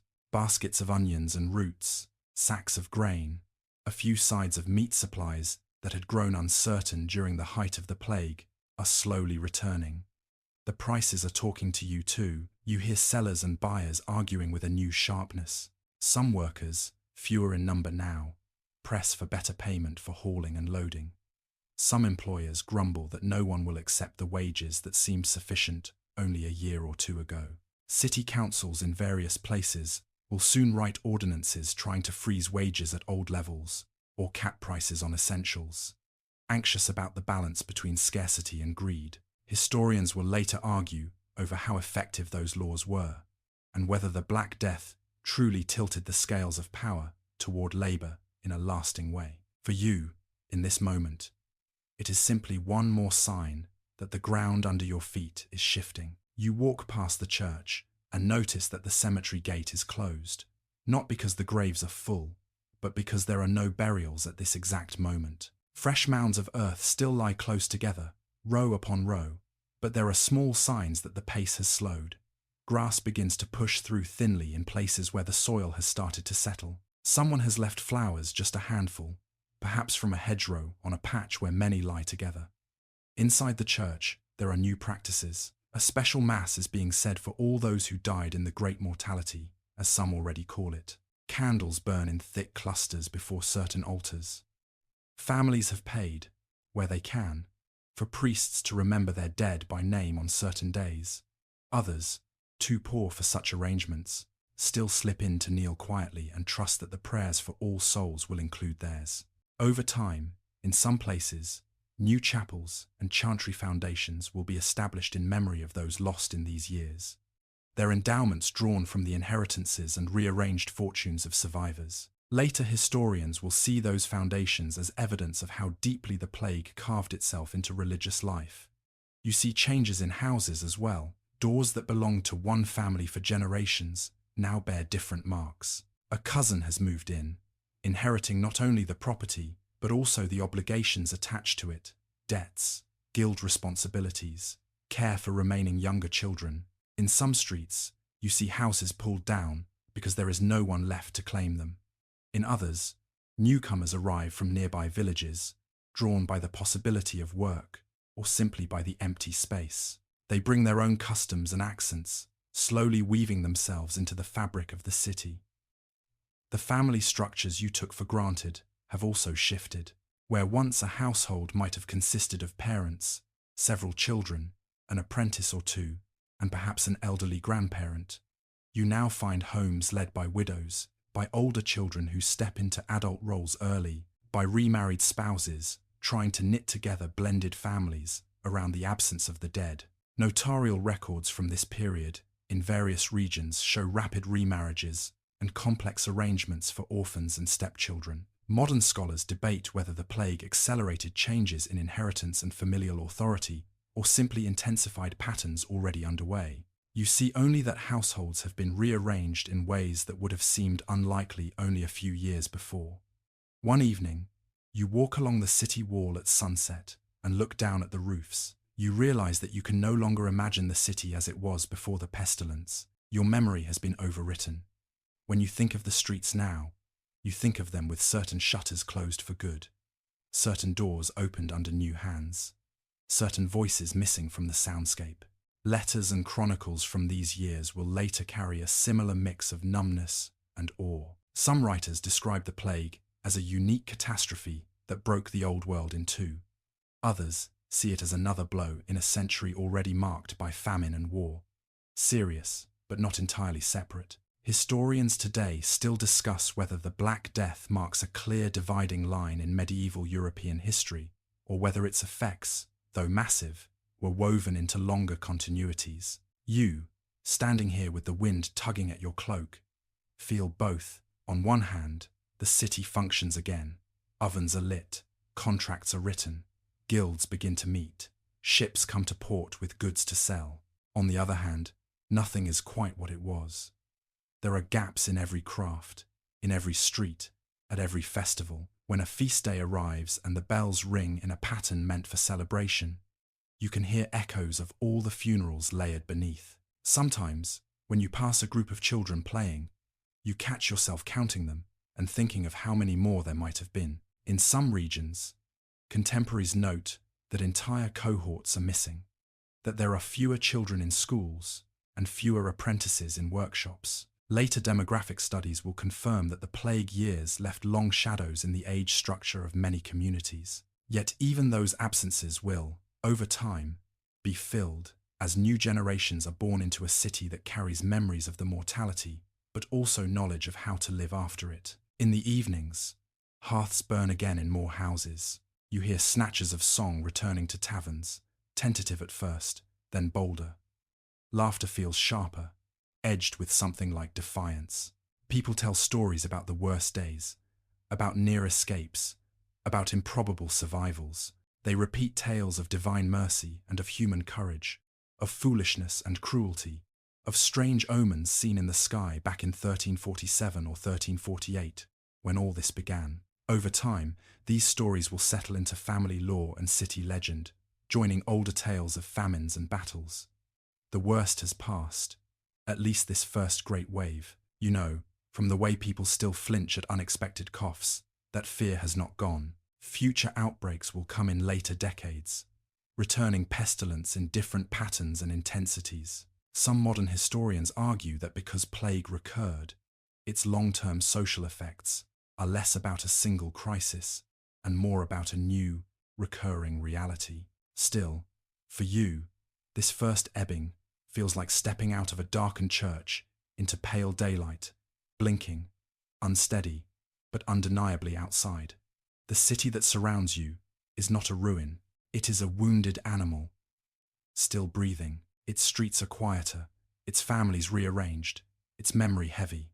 Yet ovens are warm, bells ring for things other than funerals, and children run again through the lanes. You walk home under a sky that looks the same as it did before the plague came, and yet, for the first time in a long while, you can imagine a future that is not only about survival from one day to the next, but about what kind of life might be rebuilt in the shadow of what has happened. As the months pass and the first sharp edge of fear dulls, something else begins to stir beneath the surface of your city. Not just grief, not just relief, but an uneasy awareness that the balance of daily life has shifted in ways you can feel in your hands and in your purse. You notice it first at the hiring spots, those corners, squares, and city gates where, before the plague, men and women used to gather at dawn, hoping to be taken on for the day. Once, the crowd was thick there. Masters and merchants could stroll along the line, choosing from many outstretched hands, setting wages that suited them, knowing someone would accept. Now, when you walk past, the scene is different. There are fewer workers standing in the morning chill, and more employers who look impatient, scanning the small knot of people and finding it too thin. A farmer from outside the walls wants help bringing in his harvest. A mason needs assistance to repair a crumbling wall. A merchant wants porters to unload goods from a newly arrived ship. They all look at one another, realizing they are competing for the same limited pool of labor. You see quiet negotiations that, before the plague, would have been unthinkable. A laborer suggests a higher daily wage and does not immediately get laughed at. A maidservant, approached about a position in a large house, asks whether she will have her own small bed and time off on certain feast days. The mistress, after a moment of pursed lips, agrees. In some parts of Europe, especially in England, after 1348 written laws like the Ordinance of Labourers in 1349 and the Statute of Labourers in 1351 will try to clamp down on rising wages and bind workers more tightly to pre-plague conditions, insisting that people accept customary pay and forbidding them to move in search of better terms. These laws, preserved in chancery rolls, will later give historians a vivid glimpse of just how nervous authorities became when they saw workers gaining leverage. In your city, even without reading such statutes, you can feel that nervousness in council decisions and guild decrees. Notices appear proclaiming that no one may demand wages above a certain rate, that servants must not leave employers without proper cause, that rural labourers must stay tied to their villages. The ink is firm and black, the words are absolute, but in the lanes and fields, life is softer and more difficult to control. A master can complain that no one will work for the set wage. A worker can quietly slip away to another town where enforcement is weaker and opportunities better. Walk through the workshops, and you see the same strange mixture of loss and possibility. In a weaver's loft, a surviving apprentice has been promoted quickly to full journeyman, his fingers still a little clumsy with the more complex patterns. In a smithy, the master hammers iron himself because he has no helpers. Yet he speaks in the evenings of taking on more apprentices than before as soon as he can find them, hoping to rebuild his household and business at the same time. Guilds, those careful organizers of medieval crafts, now face choices they did not expect. Before the plague, many had strict rules. A fixed number of masters allowed in each trade, long apprenticeships, significant fees for membership. Now, with half their members gone in some places, they must decide whether to hold tight to those rules and risk shortages of skilled work, or loosen them to admit new men more quickly. In some cities, charters and guild records from the later 14th century will show a gradual opening, shorter apprenticeships, more flexible paths to mastery. In others, Guilds remain conservative, trying to preserve old privileges despite the new reality. Scholars still debate how widely and how quickly these changes spread, and whether they truly altered social mobility for artisans. Out in the countryside beyond your city walls, the shock ripples differently but no less powerfully. Landlords who once had many peasants to work their fields now face acres going untended. Rents fall behind, dues go unpaid, because the people who were supposed to owe them are dead. In some regions, especially where serfdom had been strong, surviving peasants begin to press for better terms. Lighter labour services, more freedom to move, leases on abandoned land at favourable rates. In England, tensions like these will eventually contribute to the Peasants' Revolt of 1381, when commoners march under slogans about equality and justice. In other kingdoms, there are smaller uprisings, localised protests, and quiet renegotiations in manor courts. Historians argue over how directly the Black Death caused these later revolts, but many agree that the demographic collapse made the old feudal arrangements harder to enforce. Back in your city, you see echoes of this countryside tension in the faces of people who arrive from nearby villages, looking for work. Some take over empty shops or stalls, starting new lives as urban artisans or traders. Others become servants in households that lost their previous staff. They bring news of fields left fallow, of lords offering unusual concessions, of village assemblies where people speak more boldly than before. Inheritance has changed the shape of fortunes, too. With so many heirs dead, property sometimes passes unexpectedly to more distant cousins, to widows who become household heads, to surviving children who come of age sooner than anyone planned. In notarial registers from cities like Florence, Bologna, or Barcelona, modern historians will find wills from these plague years that reveal sudden concentrations of wealth and equally sudden dispersals, as inheritors then die in turn. Some scholars see in this a seedbed for new families to rise, for others to fall, for patterns of patronage and power to rearrange themselves. You notice that widows, especially, now occupy a different space in the city. A woman whose husband died in the plague may take over his workshop, managing apprentices and negotiating with suppliers. City statutes in some places explicitly recognize this right for guild members' widows, at least for a time. In the market, you hear these women speak with a steadiness that was less visible before, their voices accustomed now to making decisions in public. Not all the changes feel liberating, of course. There is resentment, too. When wages rise, or when workers refuse old obligations, some elites see it not as a fair response to changed circumstances, but as insolence. You overhear a council member muttering that the lowly have become proud since the pestilence, that people forget their station. In response, he supports stricter sumptuary laws, rules about what people of different ranks may wear, hoping to keep visible distinction, even if economic realities are eroding it. Such laws, passed in various regions in the later 14th century, will later be studied as attempts to shore up hierarchy when it was beginning to wobble. In taverns at night, you hear both sides of the argument, voiced in simpler words. A labourer says, if they want the field ploughed, they'll pay. There are fewer hands now. A minor noble complains that the world is upside down when a ploughman can demand better wages. Some historians will later characterize this period as one in which social tensions sharpened, with a growing sense of class consciousness on both sides.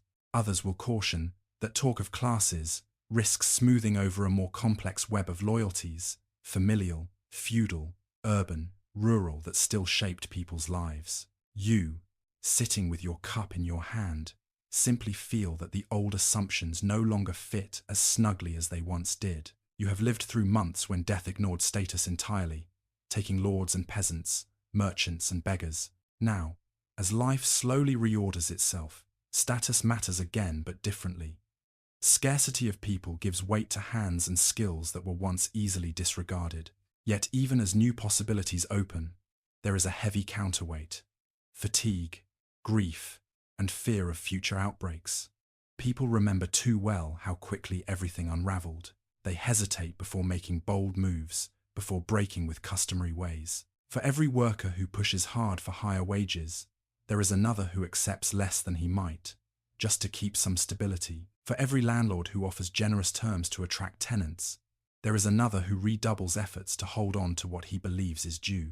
Later, when scholars look back, they will not all agree on how revolutionary the Black Death truly was. Some will argue that it marked the beginning of the end for certain medieval structures, pushing Europe toward changes in labor, landholding, and social relations that would unfold over centuries. Others will insist that many continuities remained, that the world of your children and grandchildren was still, in many ways, recognizably medieval. You move through a city that contains both threads at once, the persistence of old forms and the quiet emergence of new ones. You see fewer masters and more negotiations, fewer unquestioned obligations, and more whispered bargains. You see hands that once only obeyed now holding, however tentatively, a bit more power to choose. When you close your door at night, the pestilence is no longer at its peak, but its mark lies in every contract, every wage, every empty place at the table. Survival has not only left you alive,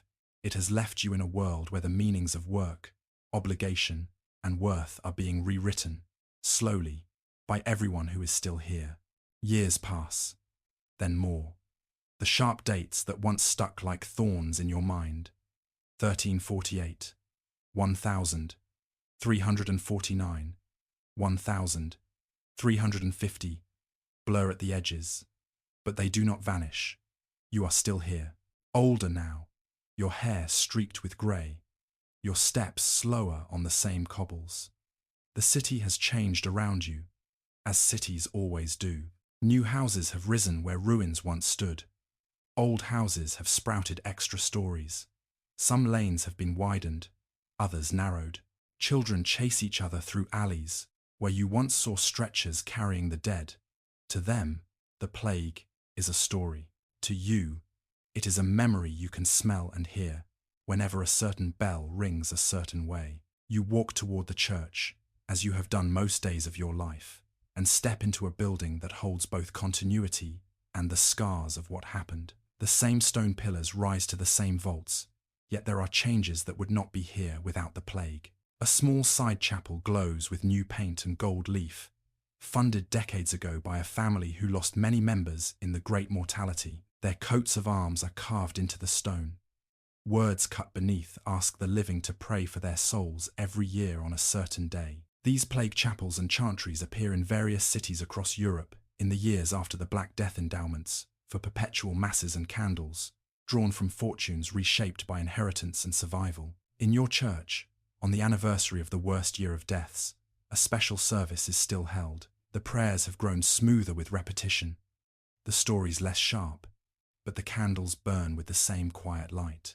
On All Souls' Day, when the church remembers the dead in general, people talk a little more than usual about the time when death came every day. Younger parishioners call it the great pestilence our grandparents speak of, their voices carrying a mixture of awe and disbelief. They listen to those who remember, though they do not feel in their bones what it was to count burials by the dozen.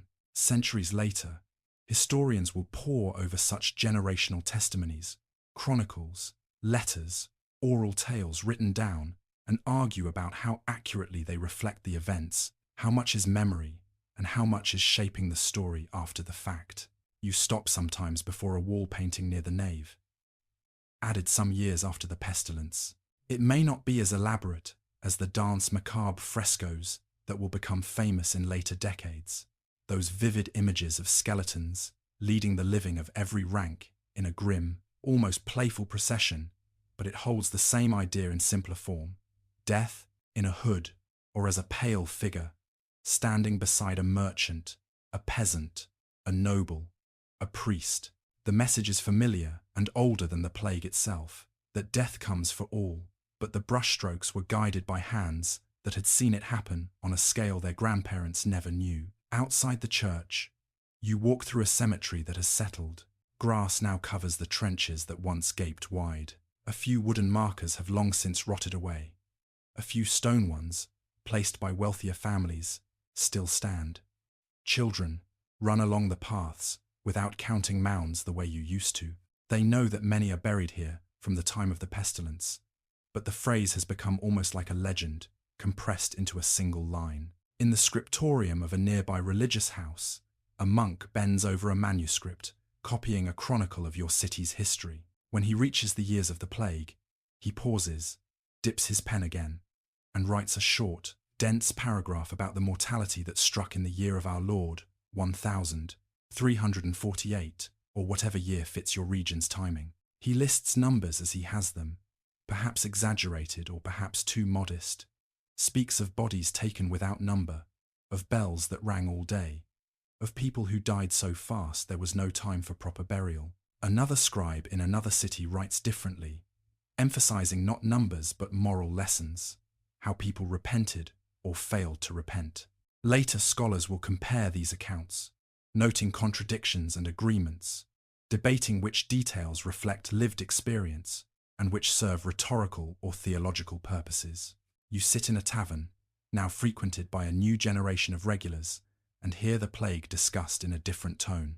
Some speak of it as the dividing line of their parents' lives, before the pestilence and after the pestilence.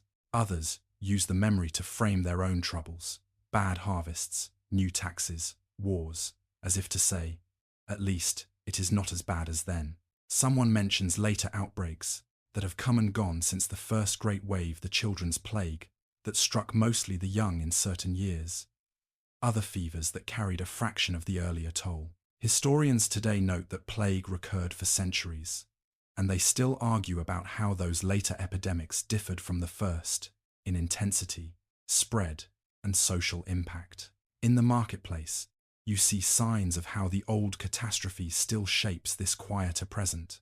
Some families' names are absent from guild rolls, never fully replaced. Others have risen in their place, having inherited property and positions when so many died. Labour arrangements have settled into new norms, wages somewhat higher than before, the pestilence in many trades, apprenticeships shorter in some guilds, more flexibility in who can become a master. Scholars will continue to argue about how directly the Black Death caused those changes and how much they reflect broader long-term trends. But for you, the link is clear.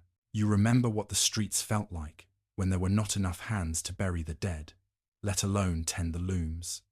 And within homes, the plague lives on in quieter rituals. In your own household, perhaps, you keep a small object that belonged to someone who died in those years, a rosary, a cup, a piece of cloth. When a grandchild falls sick with an ordinary childhood fever, you watch the child's cheeks glow and hands twitch, and you reach instinctively for that relic of the past, as if touching it can remind you that not every fever becomes a catastrophe. You talk to that grandchild when they are older, sitting by the hearth. You tell them about the time the bells never stopped, about the food left on doorsteps, about the processions and the fear at the gates. You do not dwell on every detail. You soften some edges for their sake. You do not know that centuries later, someone studying your era will read accounts like yours, filtered through scribes, preachers, and poets, and debate how much trauma people carried, whether they were haunted or hardened, or both. For you, though, the memory is not an abstract social consequence. It is a woven strand in the fabric of your days. When a new sickness appears in town years later, and people start to whisper again at the well, you feel an old chill return. You know better now how quickly rumors can become reality, how closely city life ties strangers together.